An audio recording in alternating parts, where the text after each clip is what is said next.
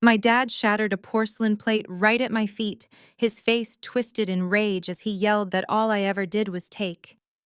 He screamed that I had never given this family anything of value and told me to get out if I had a shred of pride left. So I did exactly that. I walked away quietly, without shedding a single tear. A month later, my sister called me in a panic, crying hysterically as she demanded to know why her expensive tuition payments had suddenly stopped. I just texted her back saying I thought I never gave this family anything. Then, from the quiet luxury of my penthouse, I sat back and watched their entire fake empire fall apart piece by piece. Before I continue this story, let me know where you are watching from in the comments below. Hit like and subscribe if you have ever had to stand up to a family who completely underestimated your worth. My name is Nia. I am 29 years old, and I have spent my entire adult life building a fortress of success that my family knows absolutely nothing about. Growing up in Atlanta, image was the only currency my parents truly valued. We were expected to project a flawless picture of African American excellence, especially at our Sunday church services and local country club events. But behind the perfectly manicured lawns and designer clothes, my family was drowning in toxic expectations and financial secrets. I was always the family disappointment, the daughter who supposedly threw away her potential, while my younger sister Jasmine was the undeniable golden child. The breaking point happened on a humid Friday evening at one of the most exclusive and ridiculously expensive restaurants in Buckhead. We were supposed to be celebrating my parents' 30th wedding anniversary. The private dining room was bathed in soft, warm light from massive crystal chandeliers, and the long mahogany table was set with heavy silver and fine china. My father Warren sat at the head of the table. He was the owner of a mid-sized logistics company that everyone thought was thriving, but I knew the truth about his mounting debts. My mother Beatrice sat to his right, dripping in pearls that she had bought on credit, her hair perfectly styled to ensure she looked the part of the successful matriarch. I had arrived early wearing a simple but elegant tailored dress. I sat quietly near the end of the table, nursing a glass of sparkling water, bracing myself for the usual barrage of insults. It did not take long.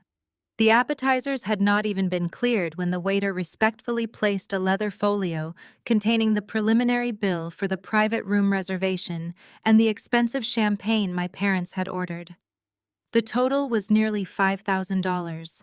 Without missing a beat, my mother slid the leather folder down the long table until it stopped right in front of me. She did not ask. She did not say thank you. She simply tapped her perfectly manicured fingernail against the leather. "You need to take care of this before the main course arrives." "Nia," my mother said, her voice dripping with casual disdain. "And honestly, it would be best if you left right after. We need the extra space. Jasmine and Spencer are arriving soon, and they have important news to share. We cannot have you bringing down the mood with your usual negative energy." I stared at the folder, a familiar coldness settling over my chest. They expected me to pay $5,000 for a dinner I was just explicitly uninvited from attending. I had spent years quietly covering their excessive expenses, paying off credit cards they maxed out to keep up appearances and funding the lifestyle they could not actually afford. I did it because I was foolishly seeking the love and approval they freely showered on my sister. Before I could even open my mouth to respond, the heavy wooden doors of the private dining room swung open. Jasmine walked in looking like she had just stepped off a magazine cover. She was 26, the pride of the family, supposedly attending a prestigious law school. Holding her arm was her husband Spencer. Spencer was a white man from a family that claimed to have old money. He wore a tailored suit that I knew he could not afford and carried himself with a sickening level of arrogance. My parents practically worshipped him, convinced that his presence elevated our family status. "Oh, good. We are not too late," Jasmine announced, completely ignoring my presence as she glided toward the head of the table. My mother immediately stood up, her face breaking into a massive, genuine smile that she never ever directed at me. "Jasmine, darling. And Spencer, it is so wonderful to see you both. Come sit right here next to your father." My father beamed, gesturing to the chairs near him. "Spencer, my boy, how is the investment fund going? We have a lot of business to discuss tonight." Spencer offered a smug, practiced smile as he pulled out a chair for Jasmine. The fund is excellent, Warren. We are looking at massive returns this quarter. Though I must admit, navigating the financial world requires surrounding yourself with people who actually generate wealth. He turned his gaze toward me, his blue eyes cold and mocking. He looked at my simple dress and let out a small, condescending chuckle. I see Nia is still here. I thought this was a private family celebration, Warren. In my family, those who do not create value do not get a seat at the table. It is just basic economics. Jasmine laughed a high-pitched sound that grated on my nerves. Spencer is right, Dad. Nia sitting here looking miserable is totally ruining the aesthetic of your anniversary. Plus, she dropped out of college. What could she possibly have to talk about with Spencer and his business partners? The lie about me dropping out was their favorite weapon. The truth was, when I was 20, my mother secretly drained my college savings account to buy Jasmine a brand new luxury car for her birthday, claiming Jasmine needed it to maintain the right image for her future. I was forced to leave my university because I could not pay the tuition. But I did not fail. I taught myself coding, got into data analytics, and eventually founded a debt acquisition firm that was now worth millions. But my family still believed I was a struggling freelance IT worker, and I had never bothered to correct them. I looked at Spencer, feeling a slow, burning anger rising in my chest.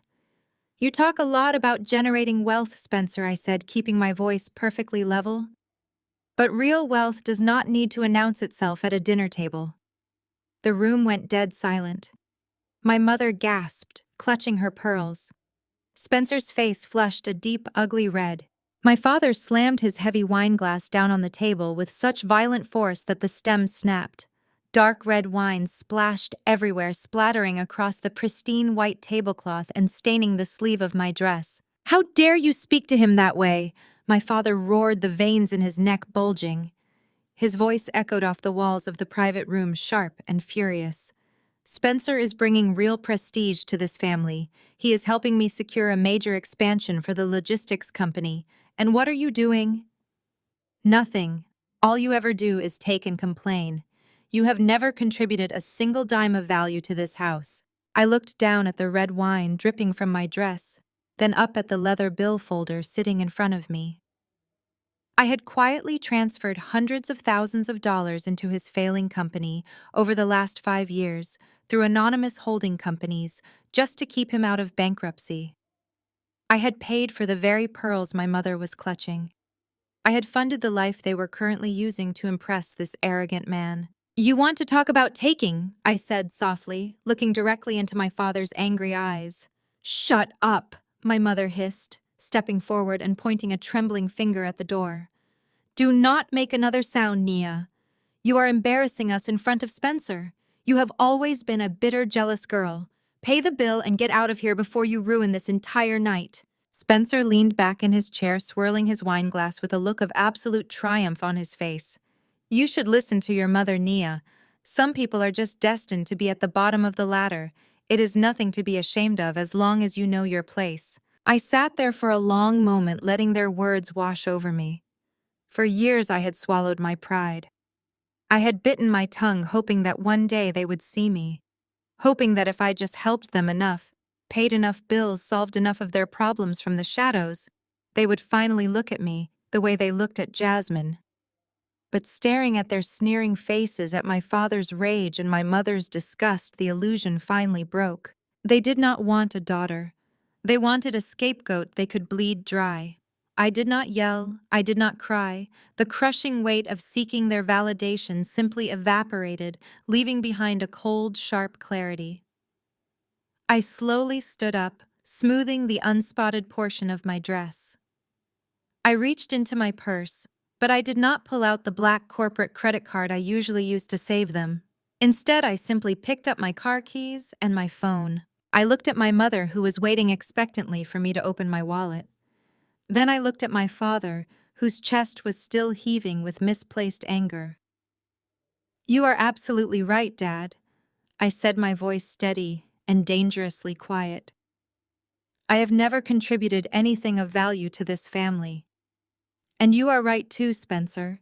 People who do not create value do not deserve a seat at the table." I took the leather folder containing the $5,000 bill and casually tossed it across the table. It slid across the spilled wine and stopped right in front of Spencer's plate. "So I am giving up my seat?" I continued, offering them a chilling, empty smile. "Enjoy your anniversary dinner.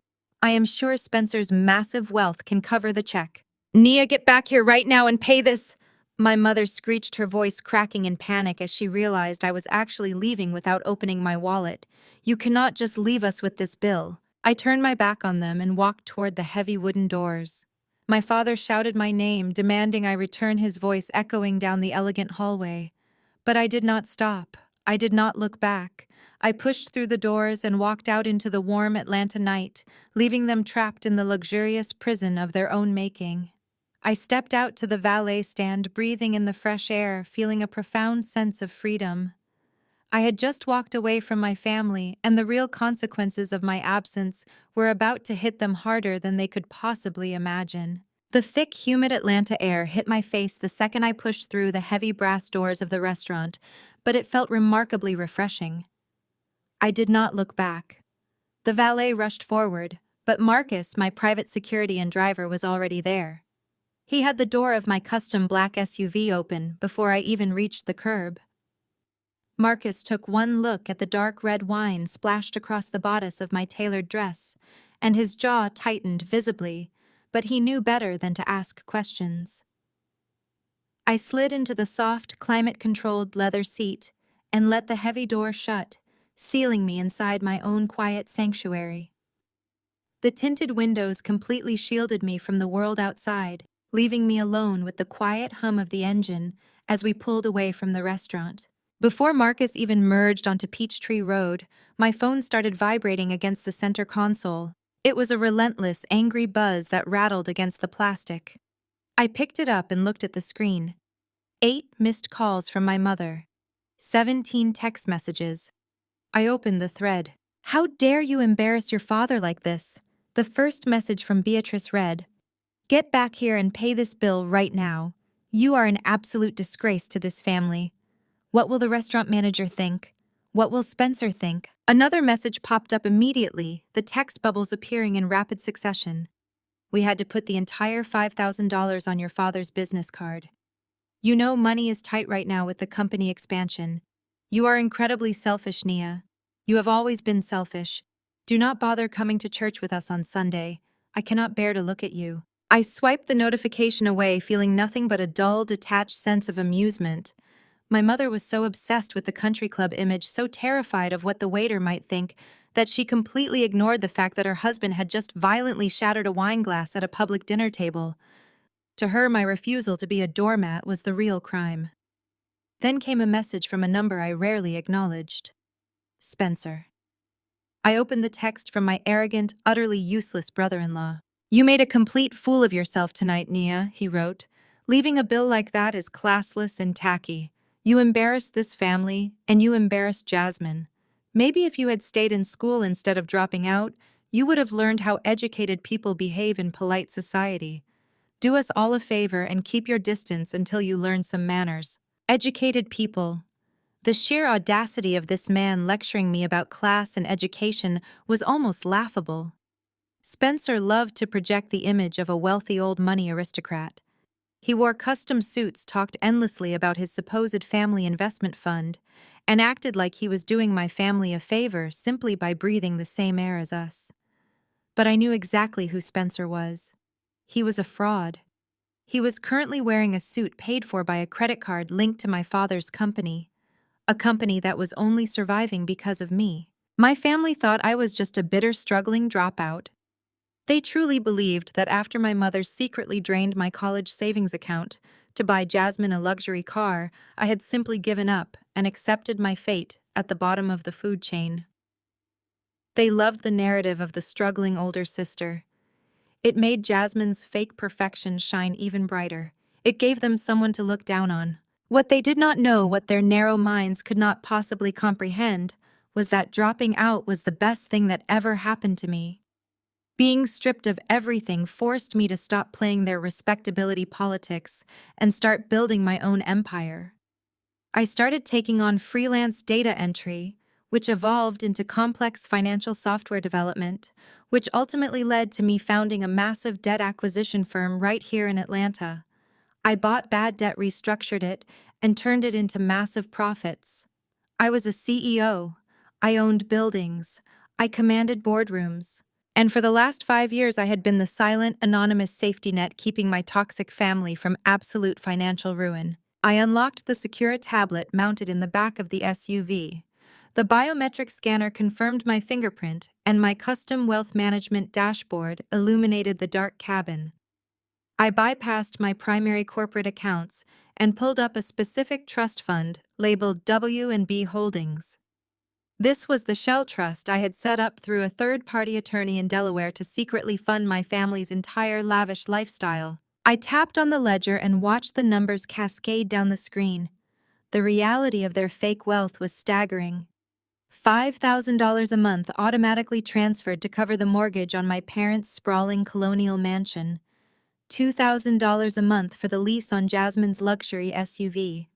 $50,000 in quarterly bridge loans funneled directly into my father's failing logistics company, just so he could make payroll and pretend he was still a successful businessman. My father thought he had a silent angel investor who believed in his business vision.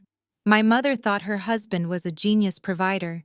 Jasmine thought the money just naturally flowed because she was special. None of them knew that every single dime originated from the daughter they constantly humiliated. They hated me, yet they were sleeping under a roof I paid for. They mocked my clothes, yet they drove cars I leased. I stared at Spencer's text message one more time. Learn how educated people behave. I smiled a genuine cold smile that reached my eyes. It was time to give them a real education. I tapped the screen and opened the master control panel for the holding trust. I navigated to the automated disbursements tab. With a few simple keystrokes, I initiated a total freeze on the account. I canceled the recurring mortgage payment scheduled for the first of the month. I revoked the auto-pay authorization for Jasmine's car lease. I went into the corporate accounts and completely blocked the revolving credit line my father relied on to keep his trucks running. I typed in my master authorization code. The system prompted me for a final confirmation warning that all linked accounts would instantly bounce any pending transactions. I did not hesitate. I hit execute. The screen flashed green. Account suspended. All cash flows terminated. Just like that, the invisible life support system was unplugged. The fake empire was officially bankrupt. I locked the tablet and leaned back into the plush leather seat, watching the city lights blur past the tinted window. My phone vibrated again with another angry message from my mother complaining about how I never brought anything of value to their lives. I simply switched the device to silent mode and tossed it onto the empty seat beside me. They loved to remind me that I never contributed anything to the family. They loved to tell me I was a worthless burden. Well, let us see exactly how long they survive when I actually stop contributing. Exactly 30 days passed. The view from my corner office on the 42nd floor of my downtown Atlanta high-rise was nothing short of spectacular, but I rarely looked out the window. My attention was entirely focused on the 4 curved monitors spread across my sleek glass desk. The screens displayed a complex matrix of financial data, heat maps of corporate debt, default risk algorithms, and aggressive acquisition targets. This was the nerve center of Apex Financial Recovery, the firm I built from absolute scratch. I was the chief executive officer. My industry was debt. I bought toxic defaulted loans for pennies on the dollar, restructured them, and turned massive profits. I understood the anatomy of financial failure better than anyone. I knew exactly how desperate people hid their impending bankruptcy behind maxed-out credit cards and leased luxury vehicles. That was how I had recognized the fatal cracks in my father's logistics company years ago, and why I had been able to secretly funnel money through a blind trust to keep his fragile empire afloat. I was the silent predator in the financial ecosystem. But for my family, I had foolishly played the role of a guardian angel. Not anymore. For the first 2 weeks after the disastrous anniversary dinner, my family maintained complete radio silence. I knew exactly how their minds worked. When the first few credit cards declined, my father Warren probably yelled at his bank manager, assuming it was a clerical error. When my mother Beatrice's country club membership dues bounced, she likely blamed a temporary freeze caused by a massive fictitious business deal. And Spencer, the arrogant son-in-law, undoubtedly spun a web of lies about his offshore accounts experiencing a routine transfer delay. They were too proud, too consumed by their own delusions of grandeur to reach out to the daughter they had just banished. But pride cannot pay a mortgage. And today was the third day of the new month. The grace periods had officially expired. The automated eviction notices and asset repossession warnings were now generating across multiple banking mainframes. The dominoes I had tipped over in the back of my SUV a month ago were finally crashing down. My personal cell phone began to vibrate violently against the polished surface of my desk. The caller ID flashed Jasmine. I leaned back in my ergonomic leather chair, watching the phone buzz across the glass. I let it ring. It stopped, then immediately started ringing again. The vibration was frantic, relentless. I swiped the screen to answer, tapped the speakerphone button, and set the device back down next to my keyboard without saying a word. Jasmine's voice exploded into my quiet office. She was not using her polished, fake aristocratic accent today. She was hyperventilating, her words tumbling out in a shrill, hysterical pitch. Nia! Nia, are you there? You have to pick up. You have to fix this right now.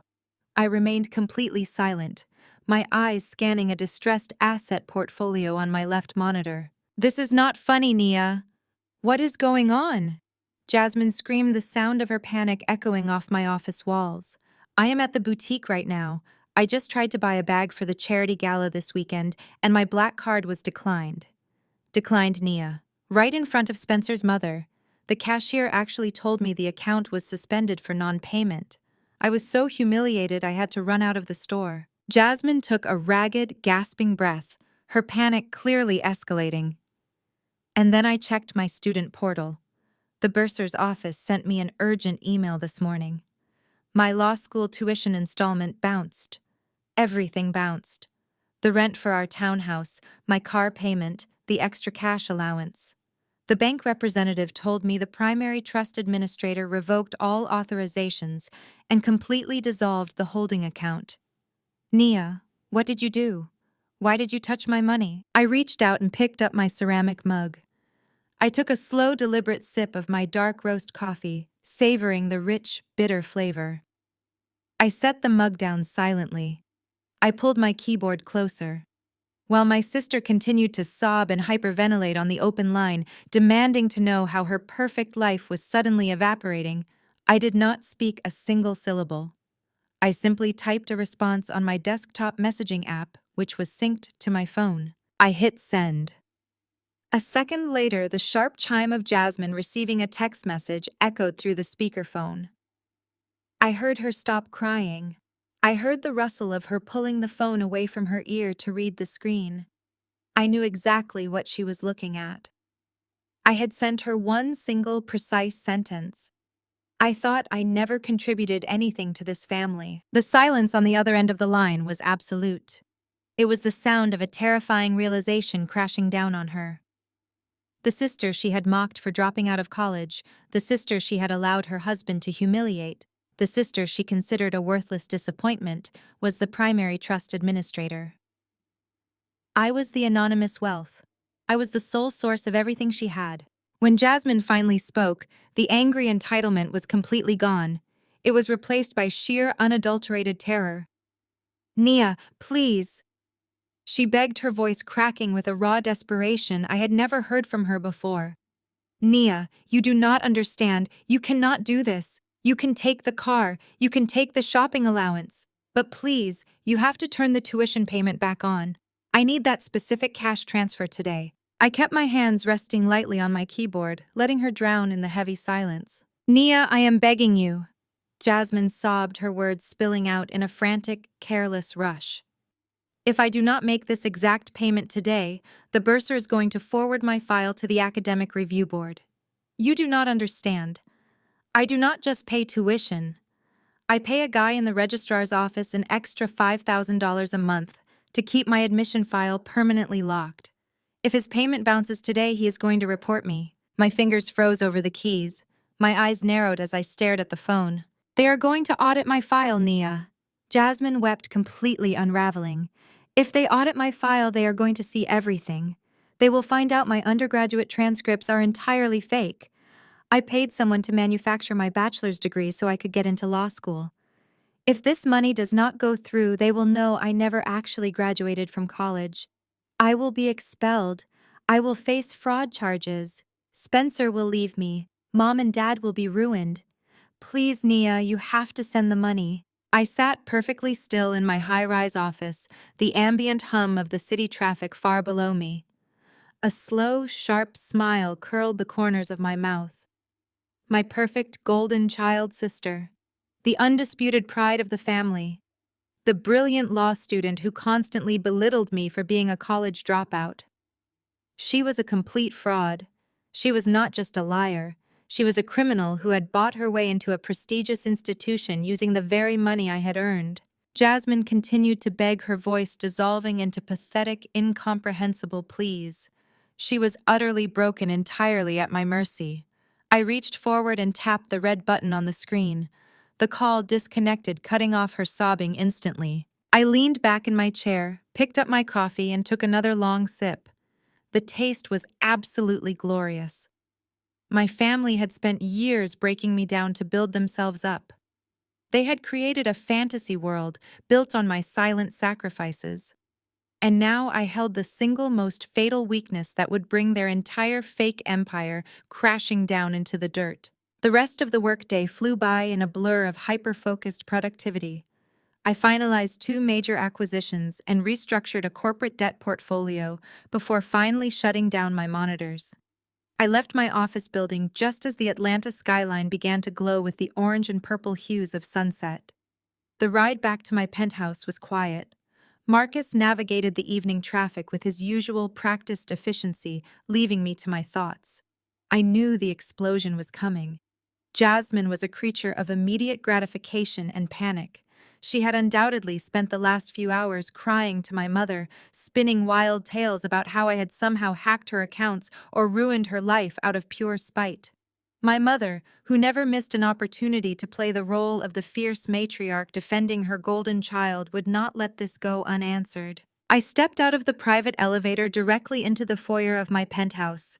I had just dropped my keys onto the marble console and kicked off my heels when the heavy oak door rattled from a violent, frantic knocking. It was not a polite request for entry. It was an assault on the wood. I glanced at the security monitor mounted on the wall. There, glaring directly into the camera lens, was Beatrice. Her perfectly styled hair was slightly disheveled, and her face was flushed with a mixture of panic entitlement and absolute rage. She must have tailgated another resident through the lobby security gates and bullied the concierge into giving her my floor number. I tapped the release button and pulled the door open. Beatrice shoved her way past me without a word of greeting, nearly knocking me into the wall. She marched into the center of my living room, her eyes darting around the expensive modern art, the custom furniture, and the floor-to-ceiling windows overlooking the city. But she was too blinded by her own fury to actually process the immense wealth surrounding her. To her, this was just some apartment I was renting on credit. "You vindictive, ungrateful brat," she spat, spinning around to face me, her hands balled into tight fists. "Jasmine is at home having a complete breakdown. Her school is threatening to expel her by tomorrow morning if her tuition is not paid in full.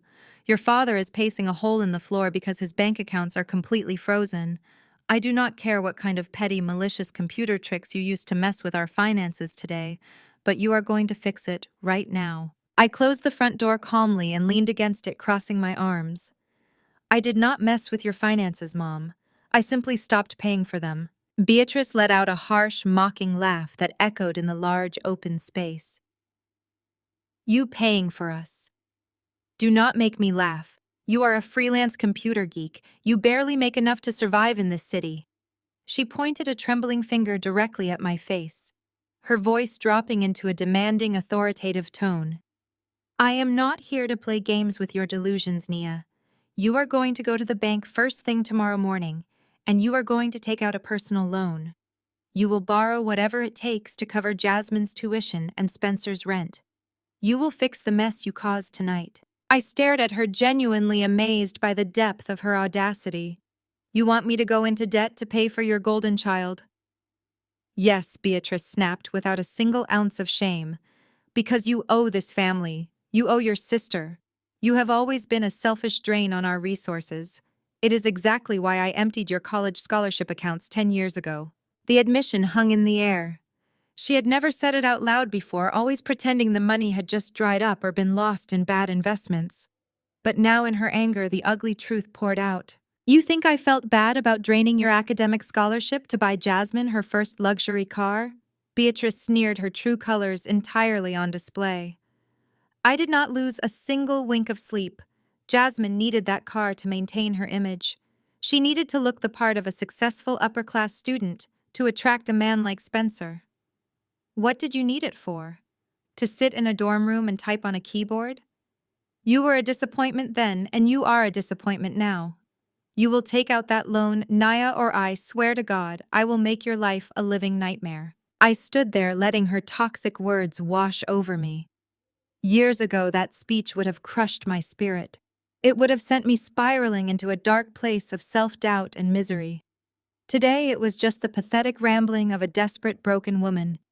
I did not raise my voice. I did not cry. I simply walked over to the sleek mahogany cabinet near my dining table. I unlocked the bottom drawer and pulled out a thick-bound folder. "I am not taking out a loan for you, Mom," I said, my voice dangerously calm and perfectly level. "And I am certainly not taking one out for Jasmine. But since you are so concerned about who owes who, I think you should look at this." I tossed the heavy folder onto the glass coffee table. It landed with a loud, definitive thud. "What is this garbage?" Beatrice demanded, looking down at the folder with absolute disgust. "That is 5 years of certified bank statements," I replied, holding my ground. "Those are the transaction ledgers from W&B Holdings, the blind trust that has been paying your mortgage, funding your husband's failing logistics company, and leasing your precious daughter's vehicles for the last half-decade." Beatrice hesitated, her eyes flickering between me and the folder. Reluctantly, she reached down and flipped open the heavy cover. Her eyes scanned the top page. I watched her pupils dart back and forth as she processed the numbers. She saw the familiar routing details of her own personal checking account. She saw the massive wire transfers that had kept their country club memberships active and their credit scores intact. And then her eyes traveled down to the bottom of the page. She saw the signature line. She saw the authorized chief executive officer. My name. Nia. For a split second, I saw genuine, unadulterated shock register on her face. The color completely drained from her cheeks, leaving her looking hollow and old. The reality that she had been living off the charity of the daughter she abused was staring her right in the eyes. The realization that I was the phantom millionaire who had saved them was undeniable. But my mother was a woman built entirely on pride denial and social climbing. Acknowledging the truth meant admitting she was a failure. It meant admitting I was the victor. And her fragile, toxic ego simply could not handle that reality. Her hands began to shake, not with realization, but with blinding, irrational rage. She grabbed the stack of certified bank statements, her knuckles turning white, and ripped them right down the middle. The thick paper tore with a loud, violent shredding sound. She threw the torn halves onto the floor and kicked them away with her designer shoe, breathing heavily. "Fake," she screamed, her voice cracking into a hysterical pitch. "This is all fake. You printed this garbage to humiliate us. You are a sick, jealous, pathetic little girl. You could never achieve this kind of wealth. You are a dropout. You are nothing." "Tearing up the paper does not change the balance in your bank account, Mom," I said smoothly, refusing to flinch. "Check your balances tomorrow. See who the real failure is." Beatrice marched right up to me, closing the distance until her face was inches from mine. Her eyes burned with pure malice. "You think you have won?" she hissed, her breath hot and ragged. "You think you can just cut us off and sit in this ridiculous apartment, pretending you are better than us? You forget who you are dealing with, Nia. When you had that little breakdown at 19 and ended up in the hospital, your father and I secured a full financial conservatorship over your assets. We never dissolved it. It is still legally active. She took a step back, a triumphant, cruel smirk spreading across her face, confident that she had just played a winning hand. "I am calling our family lawyer at 8 o'clock tomorrow morning," Beatrice announced, her voice dripping with venom. "I am going to use that conservatorship to freeze whatever little bank accounts you have left. And that fancy car parked in the VIP spot downstairs. I am going to have it legally seized, sold, and the cash transferred directly into Jasmine's tuition account. You want to play games with our survival? I will strip you of every single thing you own. You will be out on the street by Friday." She turned on her heel and stormed out of my penthouse, slamming the heavy door behind her so hard the walls visibly vibrated. I stood alone in the quiet of my living room, looking down at the torn pieces of paper scattered across my expensive rug. A soft chuckle escaped my lips, growing into a genuine relaxed laugh. My mother was going to call her lawyer to invoke a decade-old conservatorship, a legal document tied to a defunct empty student checking account that had not seen a single deposit in 10 years. She was going to try and seize my car to pay for Jasmine's fake law school career. What my mother did not know, and what her expensive lawyer was going to have a very hard time explaining to her tomorrow morning, was that the custom luxury SUV parked downstairs did not belong to Nia, the individual. It was a corporate vehicle registered entirely to Apex Financial Recovery, a multi-million-dollar corporate entity that I owned completely. She could not touch the car, she could not touch my money, and she was about to walk straight into a legal bear trap of her own making. The air inside the executive suite of Wilson Logistics was thick with the suffocating stench of impending ruin. Phones were ringing incessantly beyond the frosted glass of my father's office, a chaotic symphony of angry vendors, confused dispatchers, and stranded truck drivers whose corporate fuel cards had simultaneously declined at gas stations across the eastern seaboard. Warren sat behind his massive mahogany desk, his tie loosened, a sheen of cold sweat glistening on his forehead. He aggressively hammered the refresh button on his browser. Every single banking portal displayed the same glowing red text: insufficient funds, credit line suspended. The sudden and absolute disappearance of W&B Holdings had hit the company like a catastrophic earthquake. For 5 years, those phantom wire transfers had magically appeared just in time to cover payroll and mask the bleeding margins. Now the well was bone dry. A sharp knock on the glass door barely preceded the entrance of his secretary. She looked terrified, clutching a certified overnight envelope. She placed it silently on his desk and practically ran out of the room. Warren tore it open. It was a formal notice of default from their primary equipment leasing creditor. They were demanding a lump sum payment of $400,000 within 48 hours, or they were sending repossession teams to physically seize the entire delivery fleet. If they lost the trucks, Wilson Logistics was dead. The heavy office door swung open again, but this time there was no panicked employee. Spencer strolled into the room, adjusting the cuffs of his bespoke Italian suit. He wore a practiced, arrogant smile completely detached from the panic tearing through the building. He looked like a man without a single care in the world, the very picture of old money confidence. Warren practically leaped out of his leather chair. "Spencer, thank God you are here. I need that capital injection from your family trust today, right now. I am looking at a total fleet repossession by Thursday morning if we do not wire $400,000. Spencer stopped in front of the desk. The smug smile did not leave his face, but his eyes darted nervously for a fraction of a second. He casually slid his hands into his pockets, adopting a posture of exaggerated regret. "Warren, you know I would love to authorize the transfer immediately," Spencer said, his tone slick and reassuring. "But I just got off a conference call with my family fund's board of directors in Geneva. We are dealing with some unexpected liquidity constraints. The European markets are highly volatile right now, and our primary assets are tied up in a massive overseas acquisition. My hands are completely tied for the next quarter." Warren stared at him, the blood draining from his face. "What are you talking about? You promised me that bridge loan. You looked me in the eye at the anniversary dinner and said the funds were cleared and ready to deploy. If I do not get this money, the company goes under. We lose the house." We lose everything. Spencer did not flinch at his father-in-law's desperation. Instead, he smoothly pivoted, stepping closer to the desk and lowering his voice into a conspiratorial whisper. "Warren, do not panic. Wealthy men do not panic. We just find alternative leverage. And frankly, your alternative leverage is sitting right under your nose." Warren wiped his forehead with a trembling hand. "What leverage?" "The credit lines are maxed. The banks have shut me out." Spencer leaned his palms flat against the mahogany desk, his blue eyes turning cold and calculating. "I am talking about Nia." Warren scoffed, shaking his head in disgust. "Nia. She is useless. Beatrice just came from her apartment. The girl is completely delusional, ranting about how she secretly funded us. She has nothing." "She might not have cash," Spencer countered smoothly, "but she has land." The room went dead silent. Spencer was talking about the 20 acres of prime, commercially zoned real estate on the expanding northern edge of Atlanta.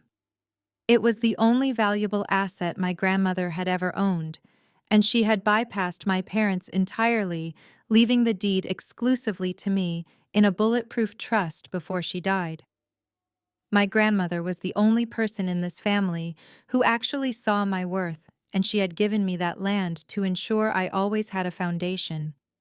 Over the last few years, major developers had been circling that area like sharks. The property was easily worth over $2 million. "She will never sell that land," Warren muttered, sinking back into his chair. "She has held onto it for years. She refuses to even discuss it." "She will not have a choice," Spencer said, a cruel, predatory grin stretching across his face. "Beatrice mentioned something very interesting to Jasmine last night. Something about an old medical conservatorship you filed when Nia had her little breakdown in college. Beatrice said the paperwork was never formally dissolved." Warren looked up, his eyes widening as he caught on to Spencer's malicious train of thought. "We filed that years ago to take control of her student accounts when she dropped out. We never bothered to cancel it because she never had anything worth taking." "Well, now she does," Spencer whispered. "You are her legal conservator, Warren. You and Beatrice have the documented authority to make financial decisions on her behalf, if she is deemed mentally unfit. And given her erratic, disrespectful behavior at the restaurant the other night, not to mention her delusional claims that she is some secret millionaire funding your lifestyle, I would say she is clearly exhibiting signs of severe mental instability." Spencer stood up straight, smoothing his silk tie with absolute satisfaction. "Here is the play. You call an emergency family meeting. You demand she sign over the deed to the land to Wilson Logistics to save the family legacy. If she refuses, you present her with the conservatorship papers. You tell her you will drag her into court, have her declared incompetent, and seize the property anyway. We liquidate the land, pay off your creditors, and secure the company's future. It is a foolproof strategy." Warren stared at his son-in-law.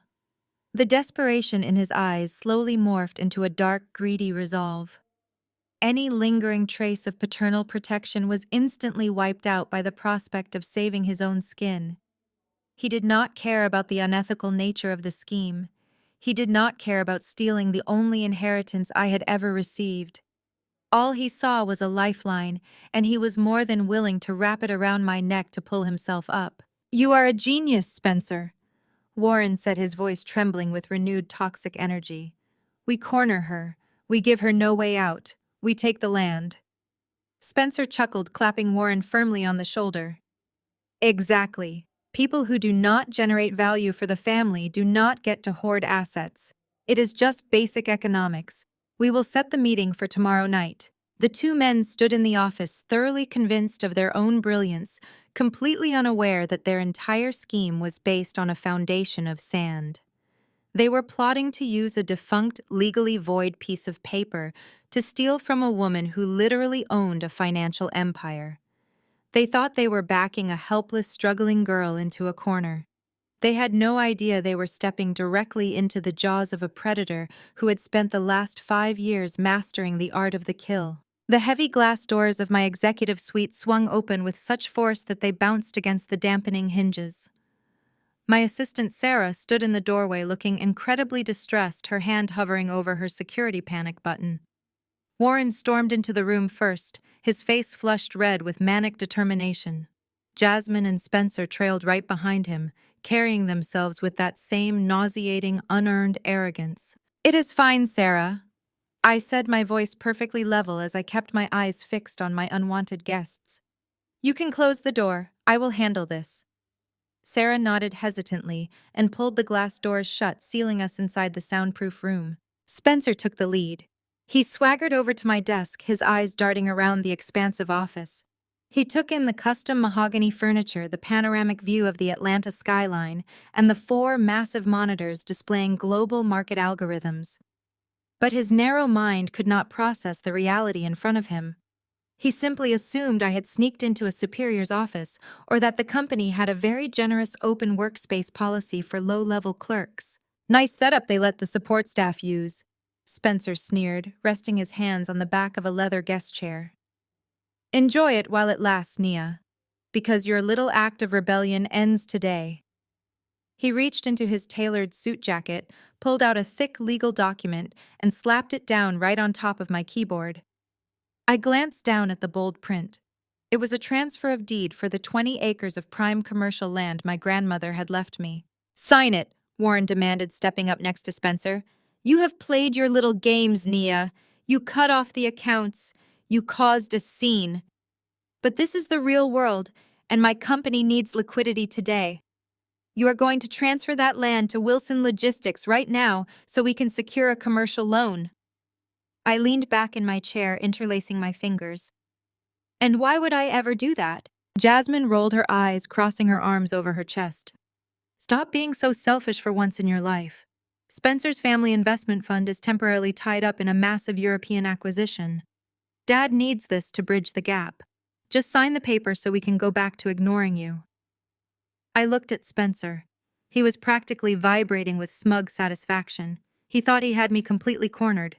"And if I refuse?" I asked calmly. Spencer leaned over my desk, planting his palms on the glass surface and lowering his voice to a threatening whisper.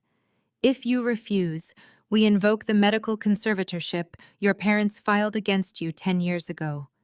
We take the land anyway because you are legally incompetent.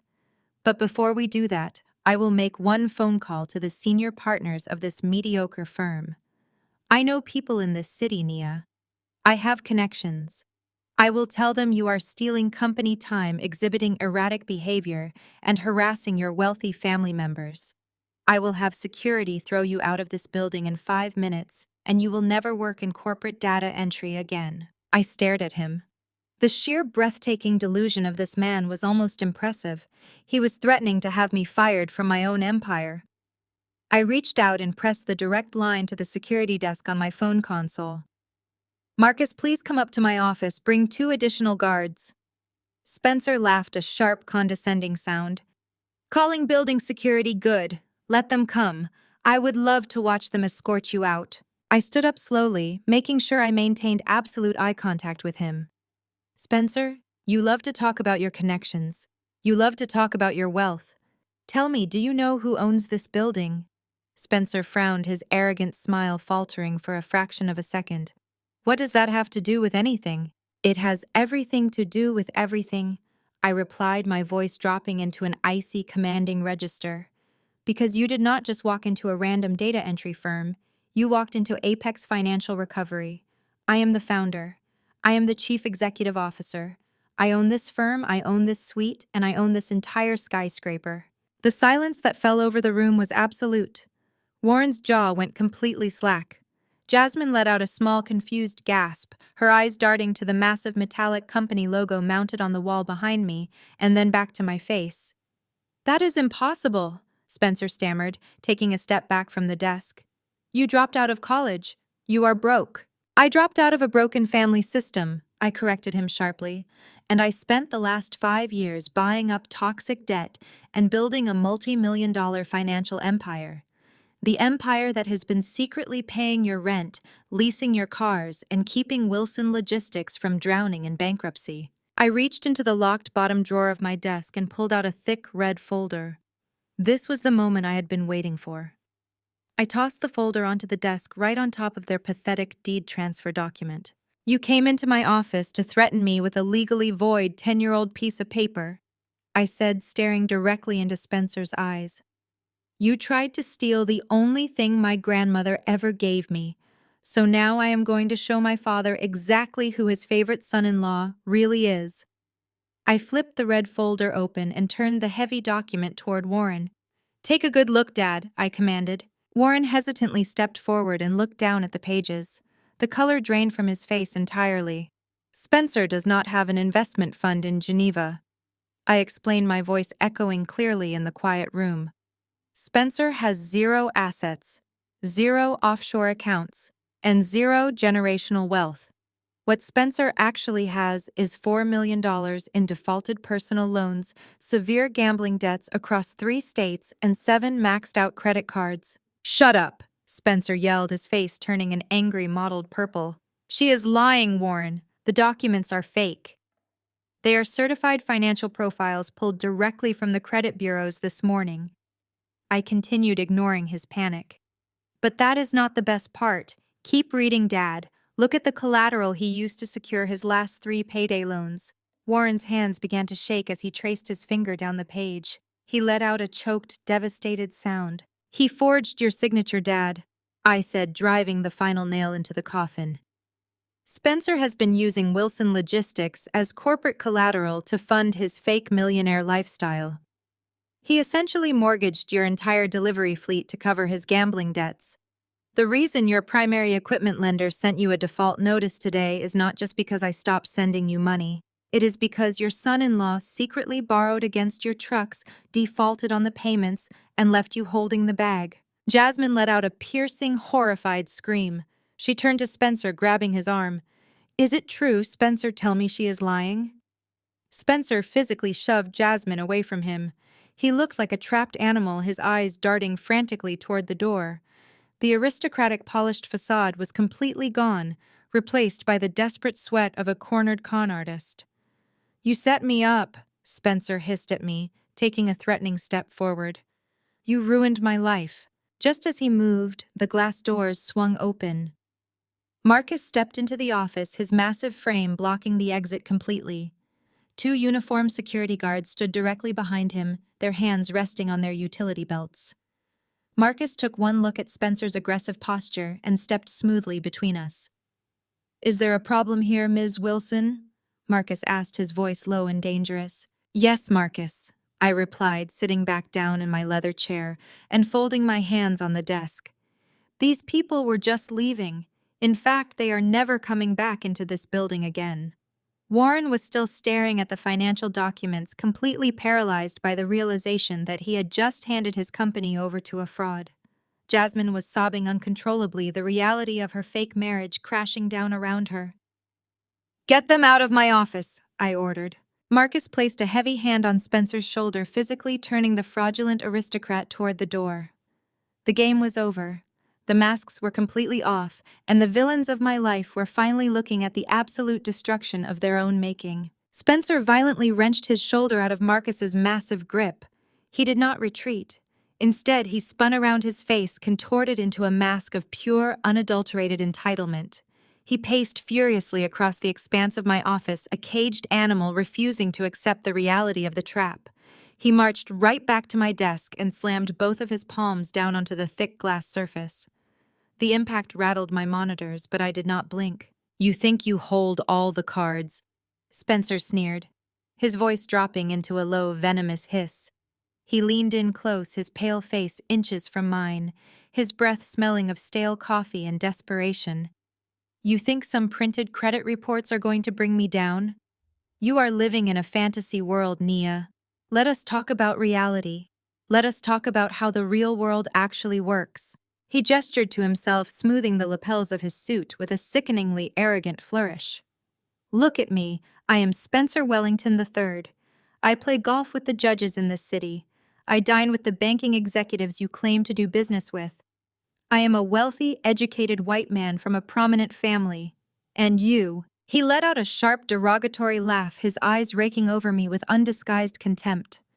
You are a bitter, estranged black female college dropout who suddenly claims to own a skyscraper. Who do you honestly think the police, the courts, and the press are going to believe? If you try to expose me, I will completely destroy you. I will tie you up in so much litigation that your pathetic little company will bleed out in legal fees.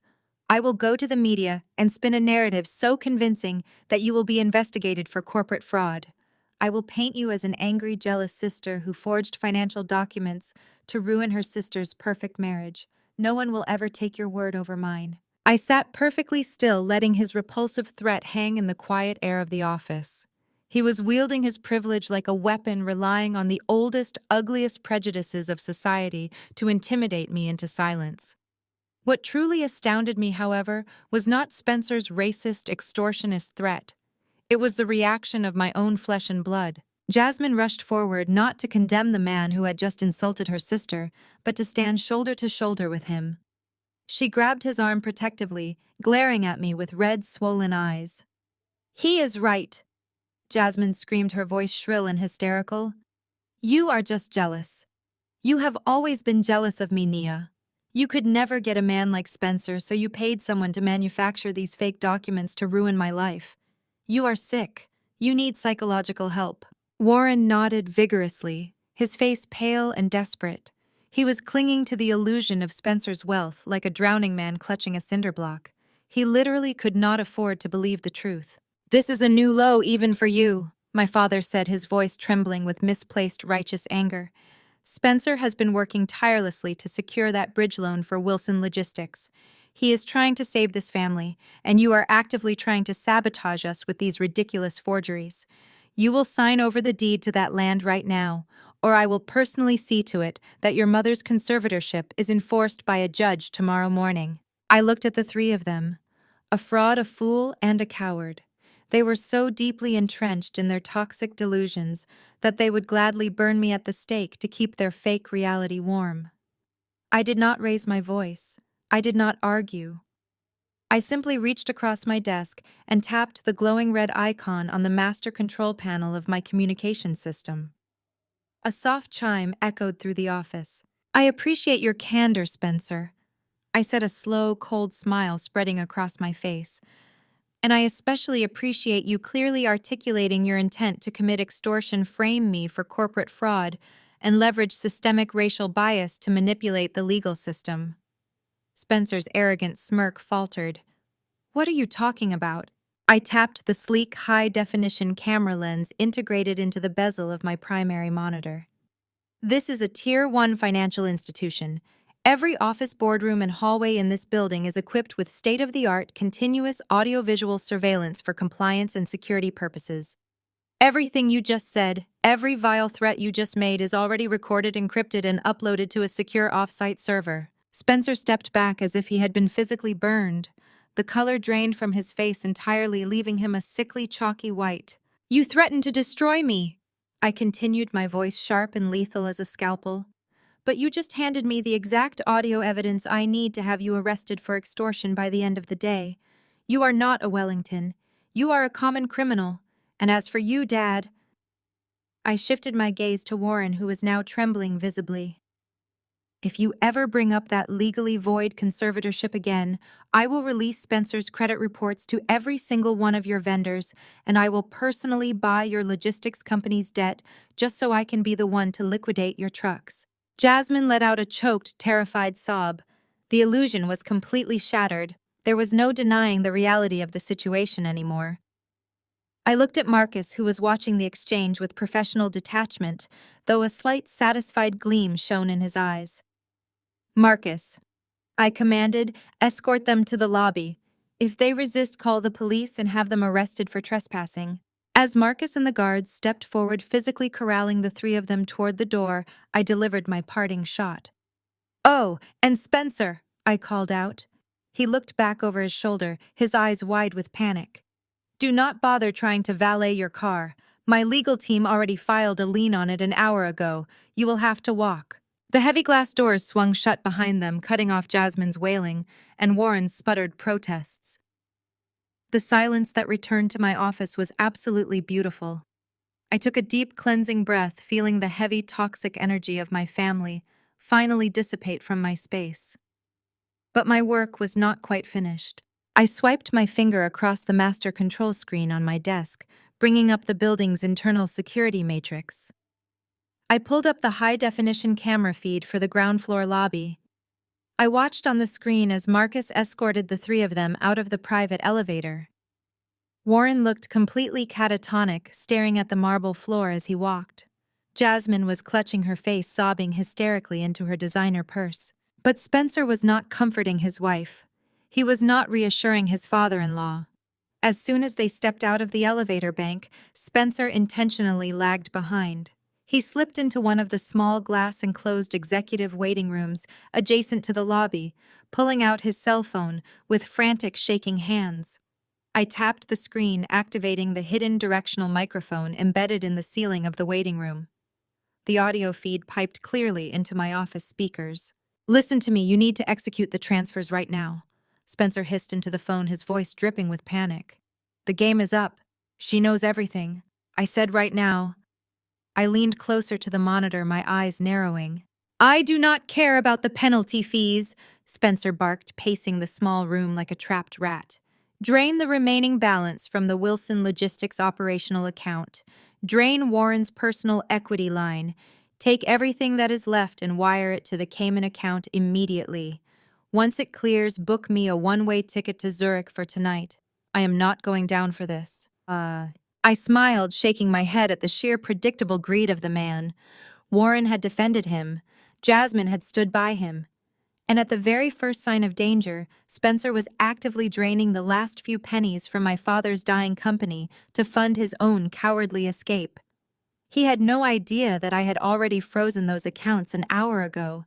He was trying to drain an empty vault, and tomorrow the authorities were going to receive a very interesting anonymous audio file. I saved the audio file to a secure encrypted drive and forwarded a copy to my lead corporate counsel with a single clear instruction: destroy him. The next 72 hours were a masterclass in rapid, inescapable financial decay. The contrast between our two worlds was almost poetic in its severity.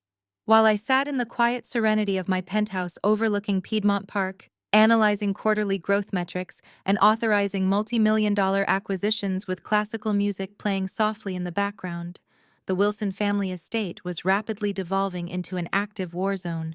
The first domino to fall was Jasmine. She had spent her entire adult life curating an image of untouchable, effortless wealth. Her identity was entirely dependent on the envy of other women. That illusion shattered spectacularly on a Tuesday afternoon at the Buckhead Country Club during a highly publicized charity luncheon. Jasmine, desperate to maintain her status as the queen bee of her social circle, confidently bid $15,000 on a silent auction item. When the event coordinator brought the portable payment terminal to her table, surrounded by the wealthiest housewives in Atlanta, Jasmine casually handed over her platinum credit card. Declined. Jasmine laughed it off, blaming a bank error, and handed over a second card. Declined. A third card. Declined. The machine flashed the same bright red warning every single time. The polite smiles of the women sitting at her table slowly morphed into expressions of thinly veiled pity and malicious amusement. The whispers started immediately spreading across the ballroom like a localized hurricane. Jasmine was forced to leave the table, empty-handed, her face burning with an unprecedented, suffocating humiliation. She practically sprinted out of the country club, leaving behind a legacy that was instantly reduced to a cautionary tale of newly poor socialites. She drove her leased Porsche SUV back to the family estate in a blind panic, only to find that her nightmare was just beginning. A heavy-duty commercial tow truck was parked squarely in the circular driveway. A man in a high-visibility vest was currently hooking chains to the front axle of Spencer's prized vintage Jaguar. Jasmine ran through the front doors of the mansion and stopped dead in her tracks. The grand foyer, usually pristine and silent, echoed with the heavy footsteps of half a dozen burly men in gray coveralls. They were systematically dismantling the house. Two men were carefully carrying Warren's massive custom-built mahogany desk out the front door. Another team was wrapping the antique grand piano in moving blankets. Jasmine found Spencer in the master bedroom, frantically throwing designer watches, tailored suits, and whatever cash he could find into a leather duffel bag. "What are you doing?" Jasmine screamed, slapping the bag out of his hands. "My cards are blocked. The club is laughing at me. There are men taking the furniture. Do something." Spencer whirled around, his handsome face twisted into a snarl of pure, ugly desperation. "Do what Jasmine, print money out of thin air. Your psychotic sister froze the offshore accounts. The credit lines are dead. I am leaving before the federal investigators realize I leveraged fake assets to secure those commercial loans. You cannot leave me here," Jasmine shrieked, grabbing his arm. "You are a Wellington. Call your father. Call your family trust. Tell them we need a bailout." Spencer shoved her away, his unearned arrogance still flaring even as his ship sank. "There is no family trust, you idiot. My father cut me off 3 years ago when I blew my inheritance in Macau. I have nothing, and frankly, neither do you. I am not going down for your father's sinking company." While Spencer and Jasmine tore each other apart upstairs, the situation downstairs was equally pathetic. Beatrice was locked inside her private study, clutching her cell phone with trembling hands. She was frantically calling every wealthy contact in her extensive digital address book. She called the Vanderbilts, the Harringtons, and the elite property developers they usually summered with. She put on her best, most polished Southern Belle voice, asking for a tiny temporary bridge loan to cover a minor clerical banking error. Every single one of them hung up on her.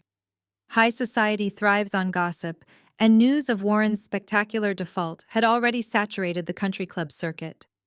The Wilsons were no longer considered elite. They were toxic liabilities. Beatrice threw her phone against the wall, watching the screen shatter into a spiderweb of cracked glass. She sank to the floor, weeping over the loss of her social standing. Warren stood in the center of his rapidly emptying living room, watching the repo men carry away the last velvet sofa.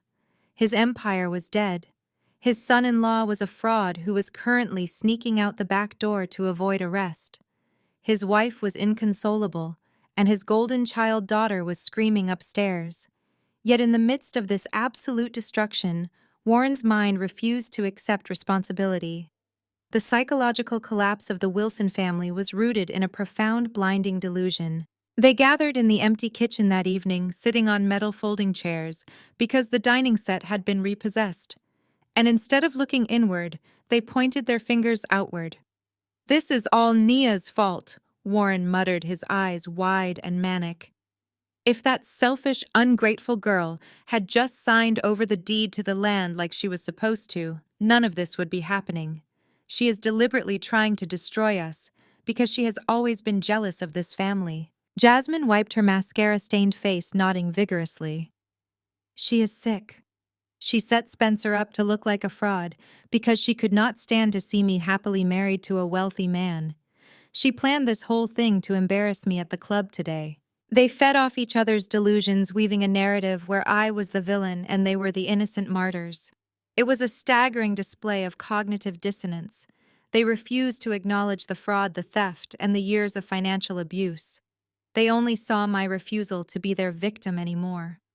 Warren suddenly stood up, slamming his fist onto the granite kitchen island.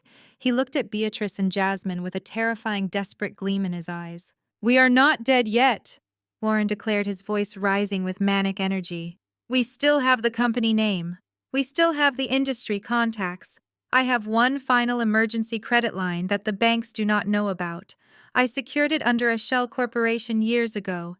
It is exactly $50,000. Beatrice looked up, her tear-streaked face confused.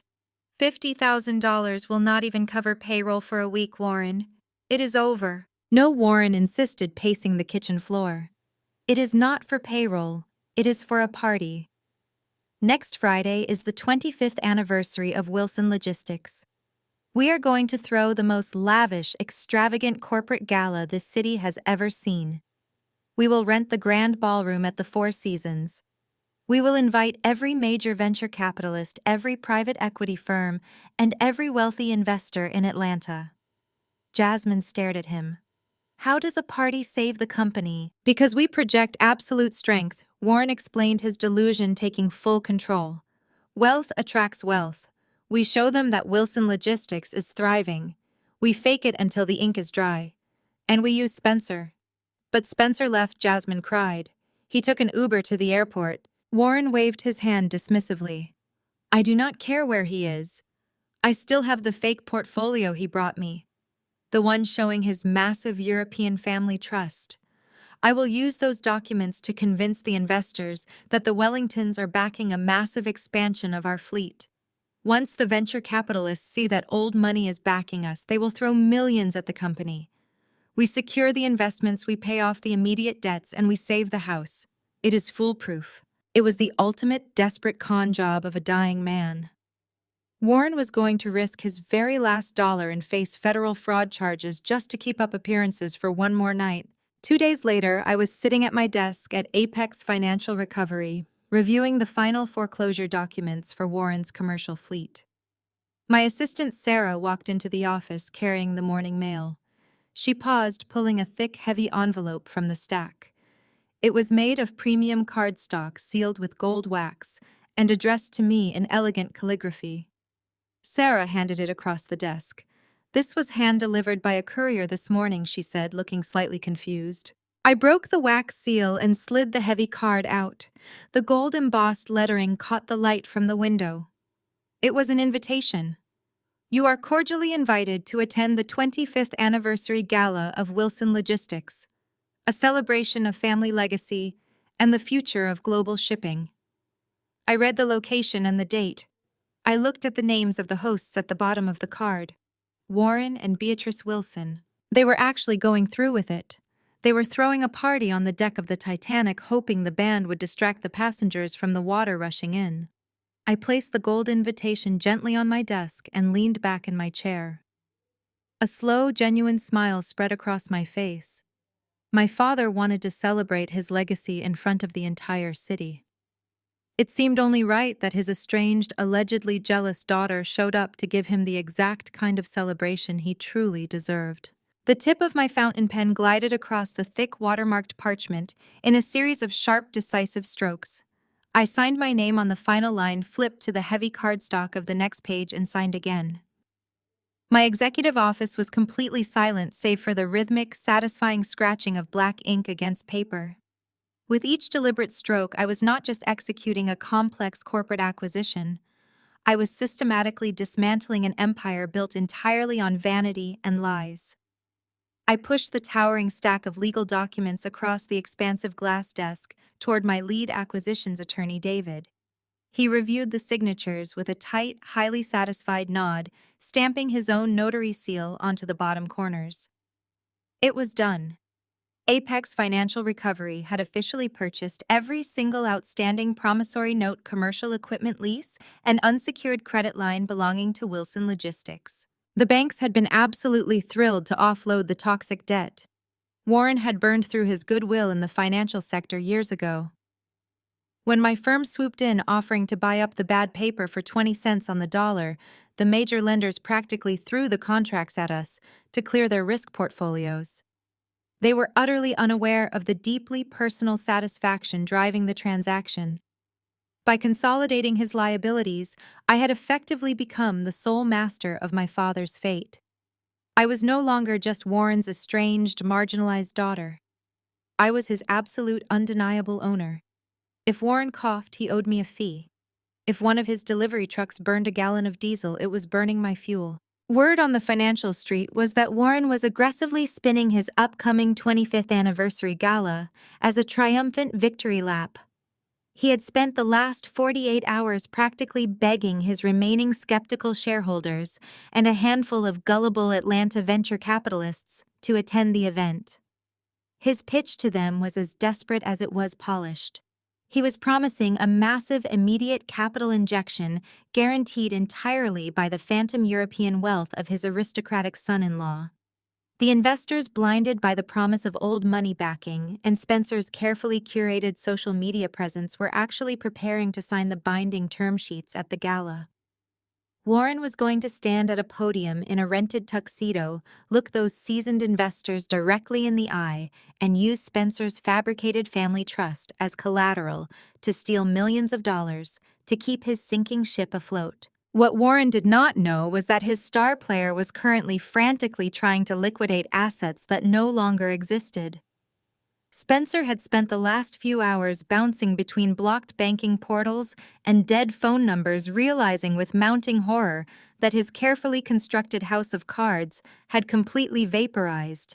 What Spencer did not know was that I had spent my morning compiling a very different kind of portfolio. Beside the newly acquired debt contracts on my desk sat a stark white, heavy-duty binder.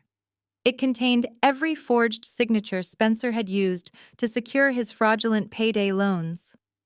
It held the IP addresses of his illegal offshore gambling accounts, the routed wire transfers he had attempted to push through shell corporations, and the crystal-clear audio recording of his extortion attempt in my office. A duplicate of this exact binder was already resting on the desk of a senior contact I maintained at the Federal Bureau of Investigation, specifically within their white-collar crime and wire fraud division. Spencer Wellington III was about to trade his bespoke Italian suits for a federal jumpsuit, and I was going to ensure the transition happened with maximum public visibility. He thought he could use his white privilege to shield himself from the consequences of his actions.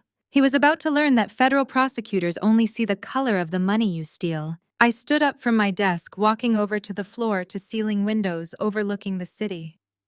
The Atlanta skyline was beginning to glow against the deepening twilight, a sprawling matrix of power, capital, and consequence. Tonight, I was going to carve my name permanently into that skyline. I left the office and drove to my penthouse to prepare. This was not just a corporate party, this was a public execution, and I intended to dress appropriately for the occasion. I bypassed the conservative neutral business suits I usually favored and walked straight to the back of my walk-in closet. I unzipped a heavy garment bag, revealing a floor-length emerald green silk gown. It was architectural structural and undeniably powerful. It hugged my frame perfectly, featuring a plunging neckline and a dramatic, unapologetic thigh-high slit. I paired the gown with a simple, blinding diamond choker and stilettos that sounded like weapons clicking against the polished hardwood floor. I pinned my hair back into a sleek, severe style, highlighting the sharp, uncompromising angles of my face. I looked exactly like the apex predator they never saw coming. The soft chime of my private elevator interrupted my thoughts.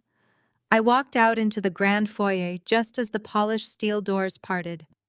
Aunt Celeste stepped out looking every bit the formidable, terrifying matriarch she truly was. My father's older sister was the only member of the Wilson family who possessed an actual moral compass.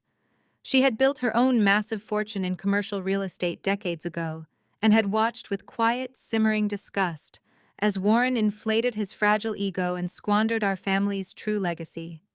She wore a stunning tailored silver pantsuit, her silver hair perfectly coiffed, and she carried a vintage scuffed leather briefcase that looked older than I was. "You look like a woman ready for war," Aunt Celeste noted, a proud, sharp smile touching her lips as her eyes raked over my emerald gown. I stepped forward and kissed her cheek. "I learned from the best, Aunt Celeste. You said on the phone that you found something in the family archives." She set the heavy leather briefcase down on the marble console table in my entryway and snapped the brass latches open with a sharp click. "You were absolutely right to ask me to dig into the original property deeds, Nia. Warren has been lying to all of us for a very long time. He thought because he controlled the company paperwork, he could rewrite history." She reached into the dark interior of the briefcase and pulled out a yellowed, fragile document encased in a protective plastic sleeve. "This is the original, unedited draft of your grandmother's will. The one she wrote before her mind started slipping, long before Warren brought his expensive lawyers into her hospital room. Warren always claimed she left him the logistics company because he was the only one capable of running it. He claimed she left you that 20-acre commercial plot simply because it was worthless swampland at the time and she felt sorry for you." Aunt Celeste tapped the protective plastic with a perfectly manicured nail, her eyes flashing with righteous anger. "That was a lie. Your grandmother knew exactly what that land was worth.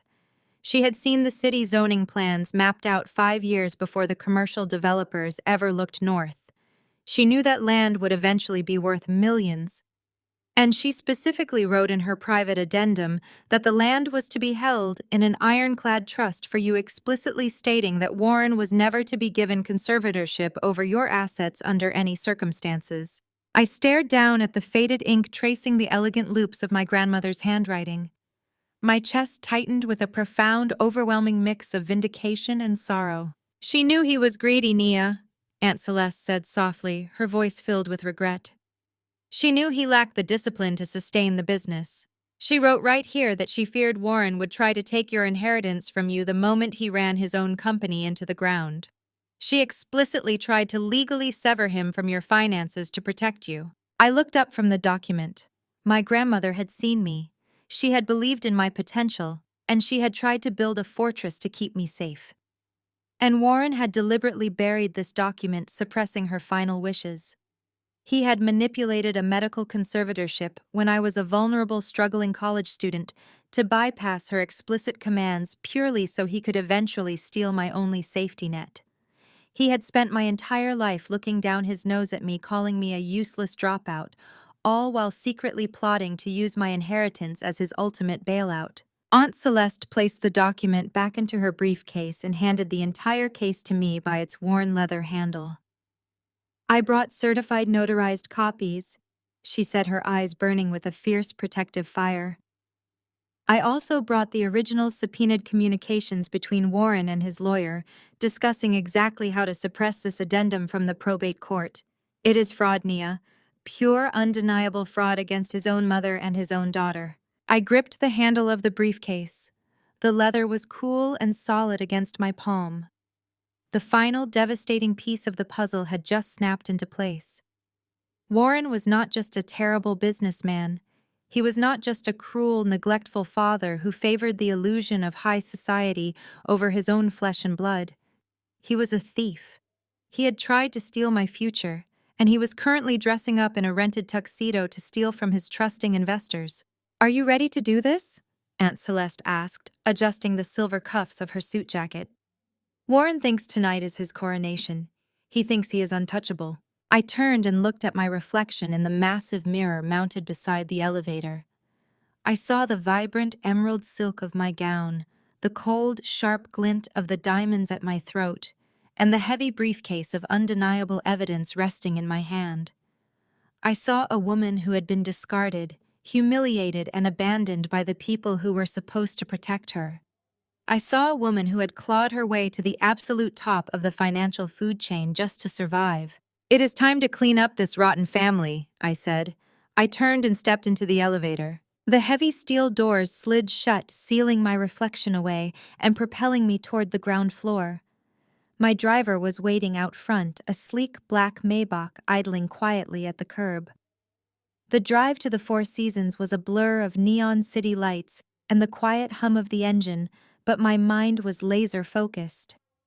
I rested my hand on the cool leather of Aunt Celeste's vintage briefcase, resting on the seat beside me.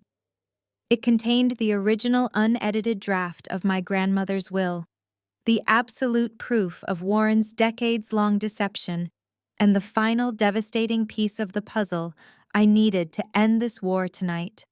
I had spent the entire afternoon signing the final acquisition papers.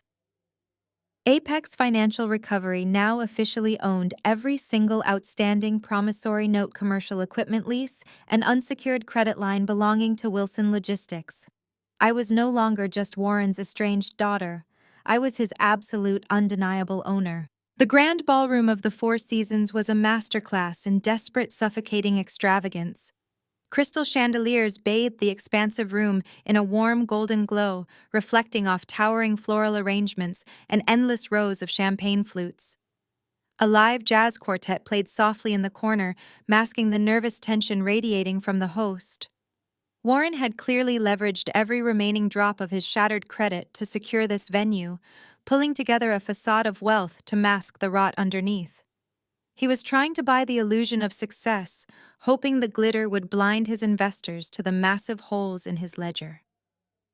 As I handed my gold-embossed invitation to the attendant at the arched double doors, I took a long, steadying breath. I stepped into the ballroom and the world seemed to shift entirely into slow motion. The heavy emerald silk of my bespoke gown swept across the marble threshold with a quiet, commanding rustle. The blinding diamonds at my throat caught the chandelier light, scattering brilliant prisms across the room. Conversations died instantly. Heads turned one by one like a physical wave crashing over the crowd. The quiet clinking of glasses ceased entirely, as absolute silence rippled outward from the entrance.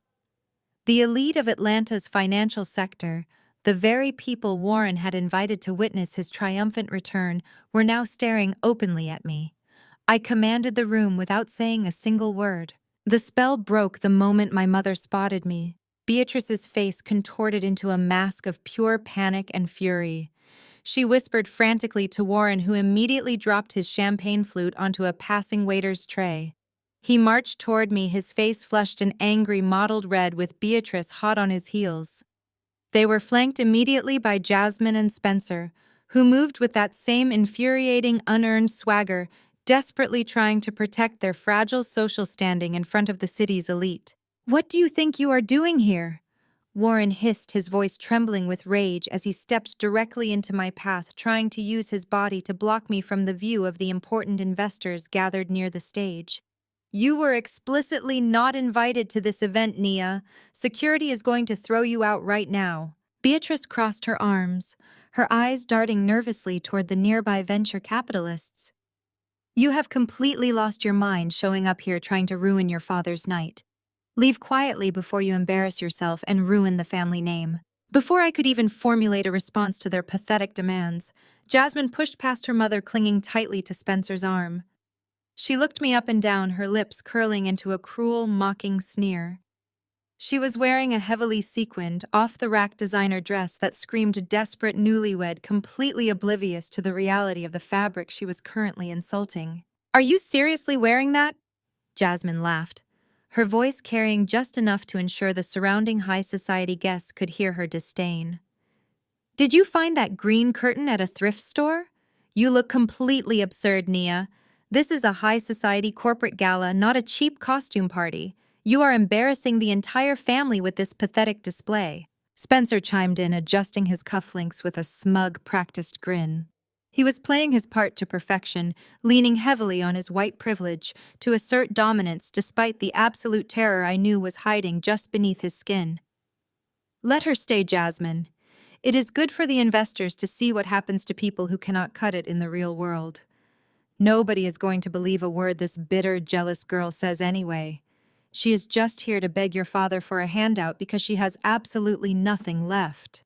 I did not raise my voice. I did not break eye contact. I did not engage in their petty, frantic bickering. I simply let a slow, terrifying smile stretch across my face as I looked directly at my sister. "Jasmine, darling," I said, my tone dropping into a register of icy, absolute condescension. "This green curtain is a bespoke hand-stitched creation from a private atelier in Milan. It costs more than your husband's entire fabricated net worth, but I would not expect a woman whose credit cards were aggressively declined in front of the entire Buckhead Country Club lunch committee yesterday to understand the subtle, refined nuances of haute couture." Jasmine's jaw dropped. The blood drained entirely from her face, leaving her pale, wide-eyed, and trembling. She looked around frantically, realizing that several prominent wives from the country club were standing within earshot, their eyes wide with fresh, scandalous gossip. She shrank back, hiding behind Spencer's shoulder, as the crushing humiliation consumed her entirely. As for begging for a handout, I continued, shifting my gaze to Spencer, whose fake aristocratic smirk had instantly vanished into a rigid mask of pure dread. "I am not here to ask for anything. I am here because I hold a very specific, highly anticipated reservation." I stepped smoothly around Warren, completely ignoring his sputtered, furious protests, and walked directly toward the center of the ballroom. The absolute best table in the house, positioned directly in front of the main stage, was roped off with thick velvet cords. A polished silver placard sat proudly in the center of the table, gleaming under the spotlight.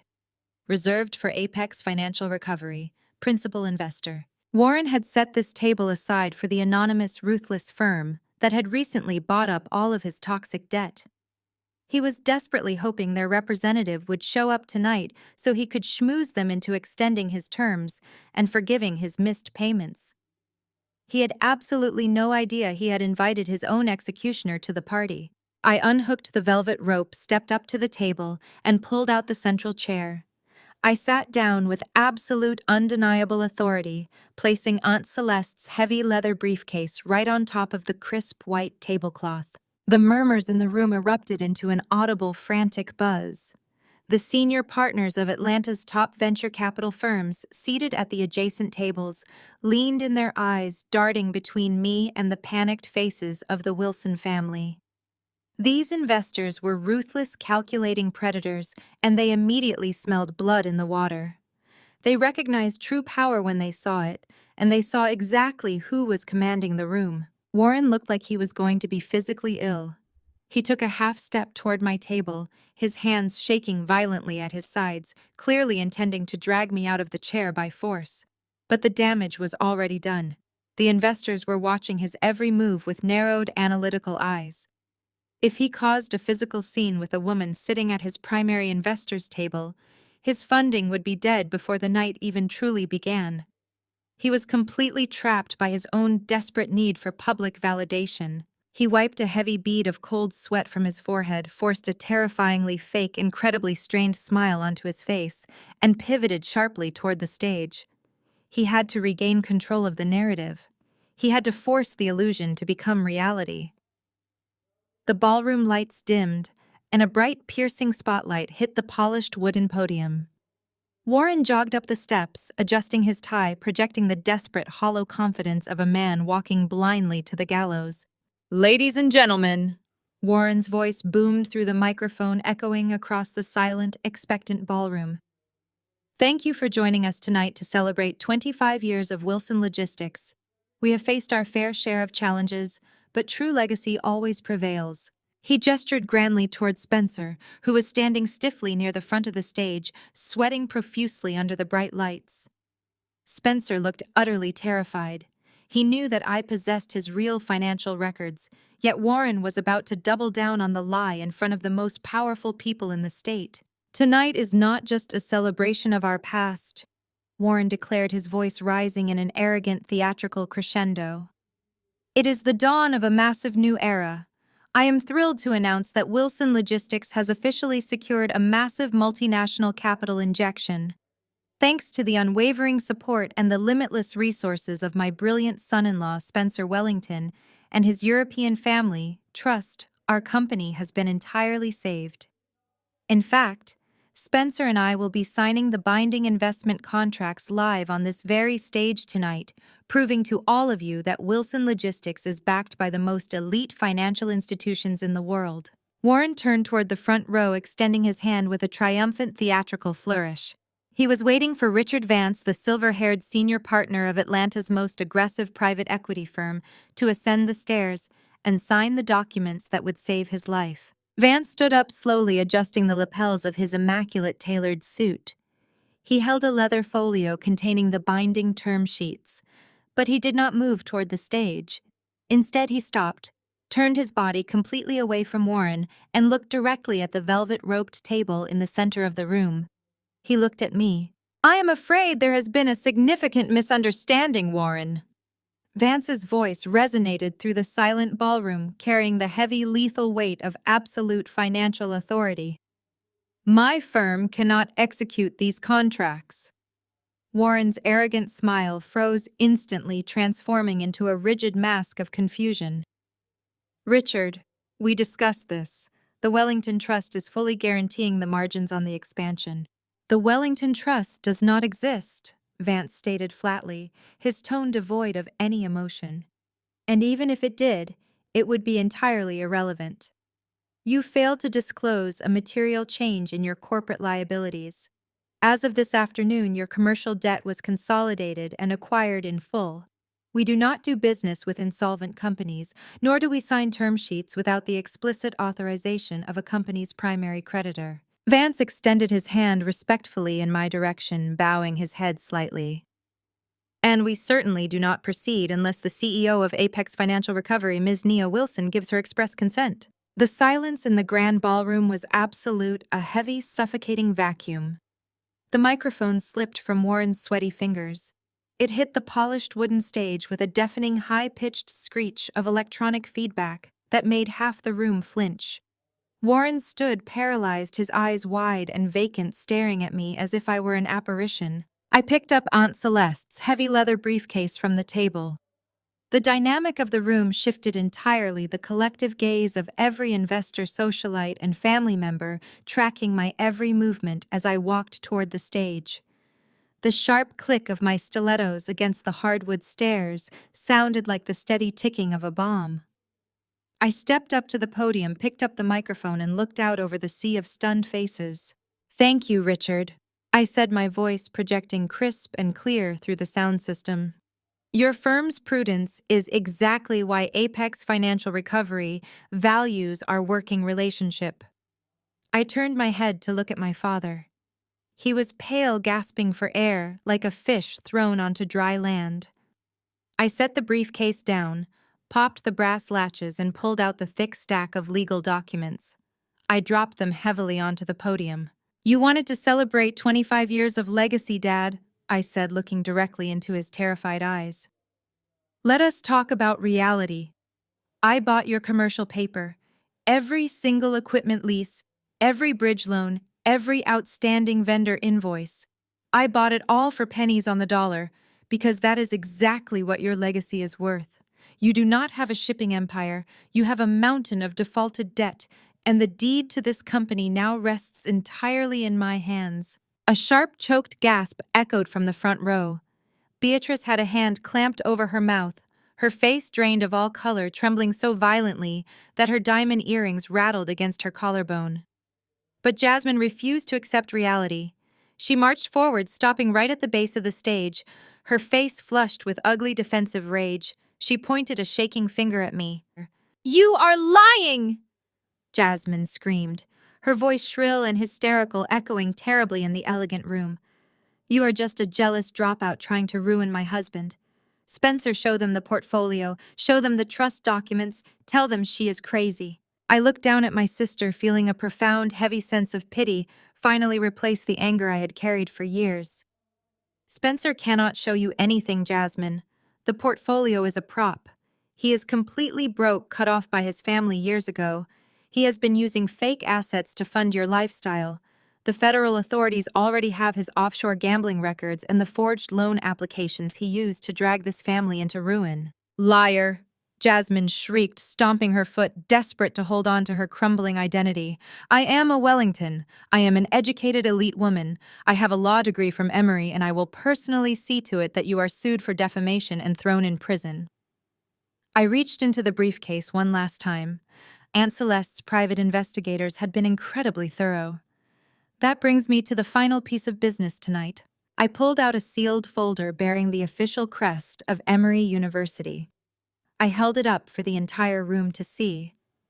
"You have built your entire identity on being the golden child, Jasmine," I said softly, though the microphone carried every word with devastating clarity.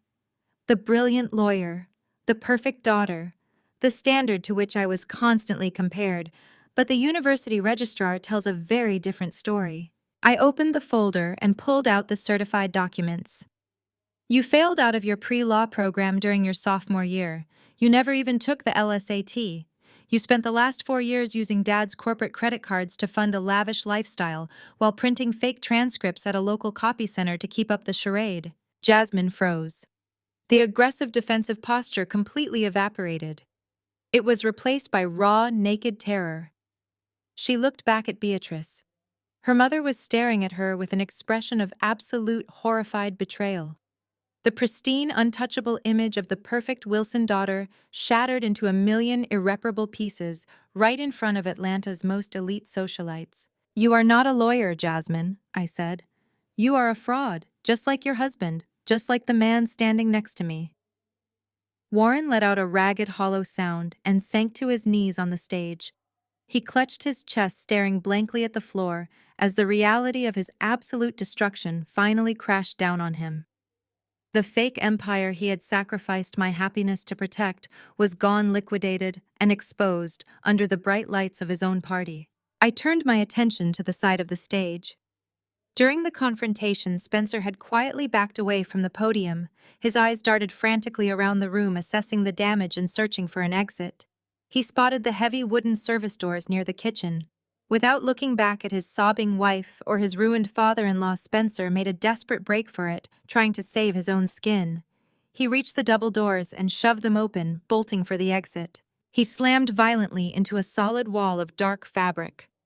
Two massive, broad-shouldered men in dark federal windbreakers stepped forward, physically pushing Spencer backward into the ballroom. The flashing red and blue lights of law enforcement vehicles were clearly visible through the open doorway, casting harsh, relentless shadows across Spencer's pale, terrified face. The exit was completely blocked. The two men in dark windbreakers did not say a word as they stepped fully into the light of the grand ballroom. They simply gripped Spencer by his tailored shoulders and forcefully redirected his momentum, marching him right back down the center aisle toward the stage. The entire ballroom watched in breathless fascination. The clinking of crystal and the soft hum of the jazz quartet had been entirely replaced by the heavy synchronized thud of tactical boots against the marble floor. I watched Spencer's face as they dragged him closer. The arrogant, untouchable heir to the Wellington fortune was entirely gone. His skin was a sickly, translucent gray, slick with a thick sheen of cold sweat. His eyes darted frantically from the exits to the investors, then finally to me. The muscle in his left cheek twitched violently. He was a cornered animal, realizing the trap had been welded shut. The agent stopped him directly at the base of the stage, right next to where Jasmine stood trembling. I looked down at him from the podium, picking up the heavy white binder I had brought with me. I opened it and let the silence stretch for a few more agonizing seconds, allowing the anticipation in the room to reach a suffocating peak. "Spencer," I said, my voice echoing evenly across the hundreds of guests. "You stood in my office yesterday and promised to completely destroy me. You said you would tie me up in endless litigation. You said your powerful, prominent family would bury me, and that no one would ever believe a bitter, jealous sister." I pulled a certified document from the binder and held it up. "I would love to see how your imaginary family handles federal wire fraud." I continued, my tone dropping into a deadly clinical register. "Because you are going to have a very hard time explaining to the Federal Bureau of Investigation where you hid the $3 million you embezzled from a senior living investment fund in Nevada. You are not a wealthy heir. You are a career con artist with a string of aliases operating across 3 different state lines." Spencer opened his mouth, but no sound came out. His jaw worked uselessly as the blood completely drained from his lips. "You thought you could come to Atlanta, find a desperate, status-obsessed family, and use their dying logistics company to wash your stolen money," I said, looking out at the venture capitalists in the front row. "He engineered this entire marriage to gain access to Warren's corporate accounts. He was going to use those term sheets tonight to drain the last remaining capital out of this city and disappear to Zurich. But unfortunately for you, Spencer, my firm audits every single financial footprint." I nodded to the lead agent. The agent stepped forward, pulling a pair of heavy steel handcuffs from his belt. "Spencer Hayes, you are under arrest for interstate wire fraud, identity theft, and extortion. You have the right to remain silent." The metallic, heavy click of the handcuffs locking around Spencer's wrists echoed like a gunshot through the ballroom. That sound was the exact moment the illusion shattered entirely. Jasmine let out a sound that I had never heard a human being make. It was a guttural, primal shriek of absolute devastation. The reality of her fake marriage, her fake degree, and her fake life violently collided with the cold, hard steel of federal justice. She threw herself forward, her hands clawing desperately at the agent's windbreaker. "No!" Jasmine screamed, her voice cracking, her perfectly styled hair falling into a messy tangle around her tear-stained face. "Let him go. He is a Wellington. You are making a mistake. Nia is lying. She manufactured all of this." A female agent stepped forward firmly, placing a hand on Jasmine's chest and pushing her back. "Ma'am, Step back immediately or you will be charged with interfering with a federal arrest. Jasmine stumbled backward, the heel of her designer shoe catching on the hem of her heavily sequined dress. She collapsed onto the polished hardwood floor in a heap of cheap fabric and shattered pride. She sat there pounding her fists against the floorboards, wailing uncontrollably as the agents turned her husband around and marched him out of the ballroom. The crowd of Atlanta's elite did not offer a single ounce of sympathy. I watched as dozens of smartphones were raised into the air, the bright flashes illuminating Jasmine's total breakdown. The very people she had spent years trying to impress were now actively documenting her destruction for the country club group chats. On the stage beside me, Warren was experiencing his own physical collapse. The shock of the arrest, combined with the public exposure of his total financial ruin, was too much for his heart to bear. He dropped to his knees, his hands frantically clutching the fabric of his rented tuxedo shirt right over his chest. He gasped for air, his face turning a dangerous mottled purple. "My company," Warren wheezed, his eyes rolling back slightly. "My legacy." He slumped forward against the wooden podium, knocking the microphone stand to the ground. A pair of paramedics who had been stationed in the hotel lobby as part of the Federal Task Force's operational protocol immediately rushed the stage. They pushed past me, laying Warren flat on his back and tearing his tuxedo shirt open to attach heart monitor nodes to his chest. The great Warren Wilson, the man who had demanded respect and absolute obedience from everyone around him, was now a gasping, powerless patient, being treated on the floor of his own ruined celebration. I looked past the frantic paramedics to where Beatrice was standing. My mother was entirely frozen, a statue of pure, unadulterated horror. She was looking at the faces of the women in the front row. These were the women she sat next to at church every Sunday. These were the women who chaired the charity committees she so desperately wanted to lead. They were all staring back at her with expressions of absolute disgust and judgment. Beatrice had spent decades cultivating an image of pious, flawless Southern elegance. She had sacrificed my mental health, my happiness, and my entire childhood to maintain the appearance of a perfect family. Now her son-in-law was being dragged out in handcuffs. Her daughter was screaming on the floor like a petulant, broken child. Her husband was having a cardiac event on stage after being exposed as a massive financial failure. And the daughter she had thrown away was the billionaire holding the deed to their entire lives. Her social standing in Atlanta was not just damaged, it was completely, irreversibly pulverized. No church group would ever invite her to speak again. No country club would ever accept her dues. She was a social pariah permanently marked by the stench of fraud and failure. Beatrice's legs gave out. She sank slowly into a velvet dining chair, bringing her trembling hands up to cover her face. She did not scream like Jasmine. She did not gasp like Warren. She just sat there weeping silently into her palms, completely crushed under the weight of her own vanity. I stood at the edge of the stage, the emerald silk of my gown perfectly unwrinkled, and looked out over the wreckage of the Wilson family. The grand ballroom, decorated with tens of thousands of dollars worth of floral arrangements and crystal, had transformed exactly into what it was always meant to be. It was the lavish, heavily publicized graveyard of their arrogance. Aunt Celeste walked up the steps of the stage, her silver pantsuit catching the light. She stood beside me, looking down at Warren as the paramedics loaded him onto a stretcher. She did not offer a word of comfort to her brother. She simply watched him being wheeled away with a look of stern, uncompromising finality. "You did exactly what needed to be done, Nia," Aunt Celeste said quietly, her voice carrying only to me over the chaotic hum of the ballroom. "You cut the infection out." I looked down at the velvet-roped table in the center of the room. The placard reserving the space for Apex Financial Recovery was still gleaming under the spotlight. I had walked into this room as the outcast, the family disappointment, the girl they thought they could easily discard. I was walking out as the architect of their absolute ruin. I reached down, picked up my grandmother's original will and the FBI dossier, and placed them neatly back into Aunt Celeste's vintage leather briefcase. I snapped the brass latches shut. The sharp, decisive sound cut through the wailing and the whispers, signaling the definitive end of the Wilson logistics empire. I turned my back on the stage, the paramedics, and the weeping women of my former family. I walked down the center aisle, the crowd of investors and socialites parting immediately to give me a wide, respectful berth. No one dared to speak to me. No one dared to meet my eyes. They simply watched the apex predator leave the killing floor. The heavy wooden doors of the grand ballroom swung open for me, and I stepped out into the cool, quiet marble hallway of the hotel lobby.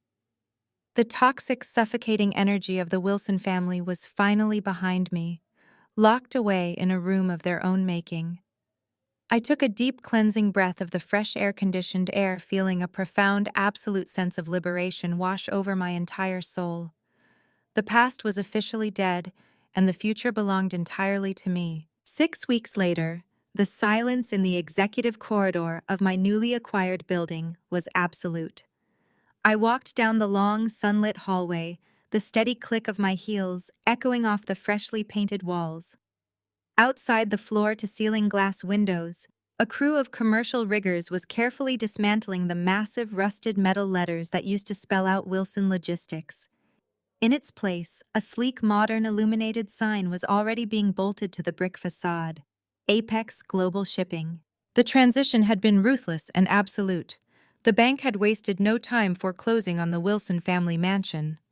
Warren and Beatrice had been evicted with exactly 30 days' notice, forced to watch as their luxury vehicles and antique furniture were auctioned off to cover federal tax liens.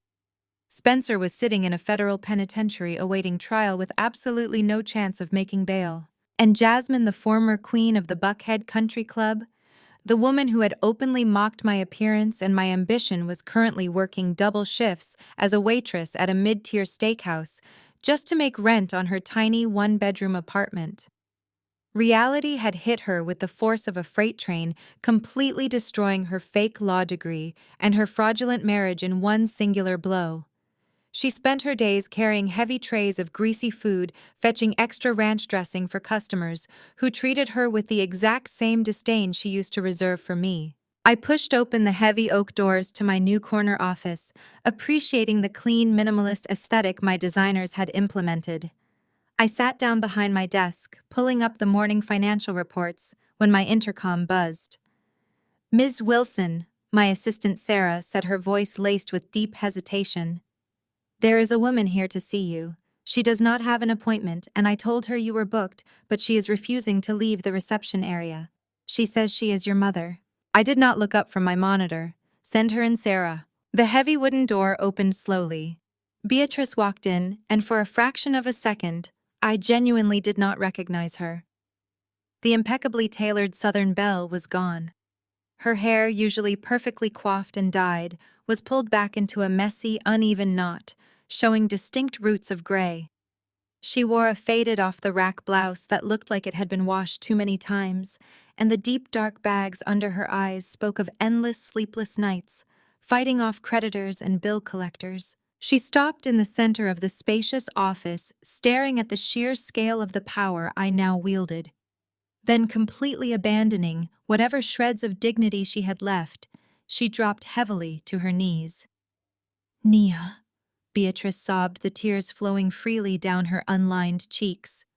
"Please, I am begging you." I leaned back in my executive chair, folding my hands together on the smooth glass surface of the desk. I did not offer her a tissue. I did not ask her to stand up. I simply watched her grovel. "We have nothing left," she cried, crawling forward on her knees until she reached the edge of my desk. Her hands reached up, grasping the glass edge with white-knuckled desperation. "Your father is still recovering from his heart attack in a terrible cheap apartment.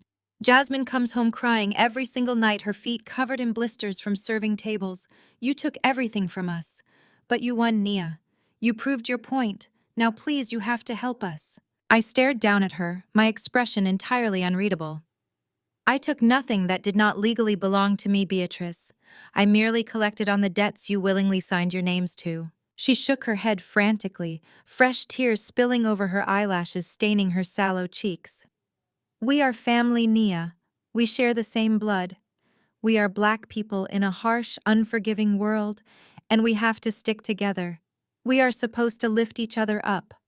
I know I made mistakes. I know I was hard on you, but I am your mother. I am sorry. I am so, so sorry. Please just give us a small piece of the company back, just enough to let us live with dignity. Please save this family." Her pathetic, desperate plea echoed in the quiet office. It was the ultimate sickening manipulation. She was attempting to weaponize our race, our shared heritage, and the sacred concept of family unity to extract a bailout she entirely did not deserve. This was the exact same woman who had spent my entire childhood telling me I was useless. The same woman who had watched me get thrown out of my own home with a few crumpled bills in my pocket and told me it was an opportunity for independence. The sheer contrast between her toxic arrogance at the start of this war and the miserable weeping shell of a woman kneeling on my floor was almost hard to process. I stared down at the trembling woman clinging to the edge of my desk, searching my own heart for even a fraction of the guilt or obligation she was so desperately trying to weaponize. For 30 years, this exact scenario would have terrified me. The thought of my mother weeping of my family fracturing would have sent me scrambling to fix whatever perceived mistake I had made. I would have drained my own accounts, sacrificed my own peace bent over backward, and burned myself alive just to keep them warm. I had spent my entire youth craving a single word of validation from the woman currently sobbing at my feet. But looking at Beatrice, now stripped of her country club pearls, her designer labels, and her suffocating arrogance, I felt absolutely nothing. The anger that had fueled my ascent, the sharp, biting need for vengeance that had kept me awake for countless nights, was completely gone. In its place was a profound, crystal-clear stillness. It was the quiet, absolute relief of a survivor, finally stepping out of a burning building and breathing fresh air for the very first time. I did not shout. I did not match her frantic, weeping energy. I did not offer her a tissue to dry the tears she was weaponizing against me. Instead, I leaned forward and very gently, but with undeniable chilling finality, pried her cold, grasping fingers off the glass edge of my bespoke desk. I pulled my hands back, folding them neatly in my lap, deliberately and physically severing the contact between us. Beatrice looked up, her tear-streaked face contorting in pure confusion as the physical rejection registered. She was so accustomed to my submission that she fundamentally could not process my resistance. "You talk about family, Beatrice," I said, my voice dropping into a register of calm, lethal precision that made her flinch. "You talk about sticking together. You dare to bring our race and our heritage into this office as if those sacred bonds are a bargaining chip for your financial mismanagement. But your definition of family has always been a transaction. You only recognize blood when you desperately need a transfusion." She shook her head violently, reaching out again, her manicured nails scratching uselessly against the glass. "No, Nia, please. I am your mother." I pushed my chair back, rolling just out of her reach. "No," I commanded, the single syllable snapping through the quiet office like a physical strike. "You do not get to rewrite history just because you are currently losing the game you started. Let us talk about what a real family does. Let us talk about that day when Warren threw me out of the house with nothing but a garbage bag of my clothes, when he stood on the front porch and told me I was a useless, jealous scavenger who would never amount to anything. What exactly did you do?" Beatrice froze, her breath catching in her throat as the memory hit her. The manufactured tears stopped flowing as the inescapable truth pinned her to the floor. "I will tell you exactly what you did," I continued, leaning forward, holding her panicked gaze with absolute authority. "You stood right behind his shoulder. You adjusted your cashmere cardigan. You looked at me shivering on the driveway, and you laughed. You actually laughed. You told Jasmine to go back inside because the neighborhood gossip mill did not need to see the family trash taking itself out." "I was trying to protect your father's health," Beatrice stammered, the pathetic excuses falling automatically from her lips out of pure decades-long habit. "He was so stressed, Nia. The business was struggling. You were being so difficult.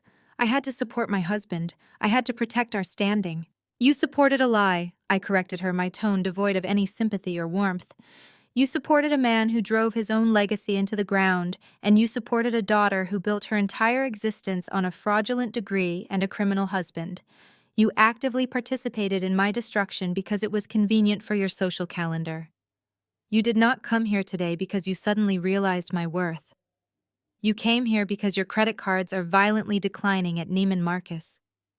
Your country club friends will not return your phone calls, and you are terrified of becoming the very thing you always mocked. Beatrice let out a ragged, ugly sob, burying her face in her hands. The brutal, undeniable truth of my words stripped away her last remaining defenses. She was not a mother fighting for her child. She was a parasite mourning the loss of her host. I am not going to save you. I stated the words, falling like heavy stones, sealing the tomb of our relationship forever.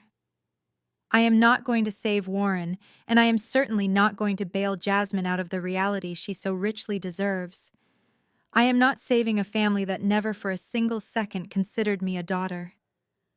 You, Warren, and Jasmine spent years meticulously building this exact hell. You laid every single brick with your greed, your vanity, and your cruelty. Now you get to live in it. I reached across the desk and pressed the silver button on my intercom console. Sarah, I said clearly, please send security into my office. We have an unauthorized visitor who needs an immediate escort off the premises. Yes, Ms. Wilson, right away. Sarah's crisp professional voice replied through the speaker. Beatrice's head snapped up. The realization that I was actually going to throw her out, that I was entirely immune to her tears, finally penetrated her panic. The desperation in her eyes hardened the mask, slipping completely, as it flashed briefly with the familiar toxic venom she had wielded for years. You are a cold, heartless monster! Beatrice hissed, her voice trembling with sudden, impotent rage. She wiped her face, her features twisting into an ugly sneer.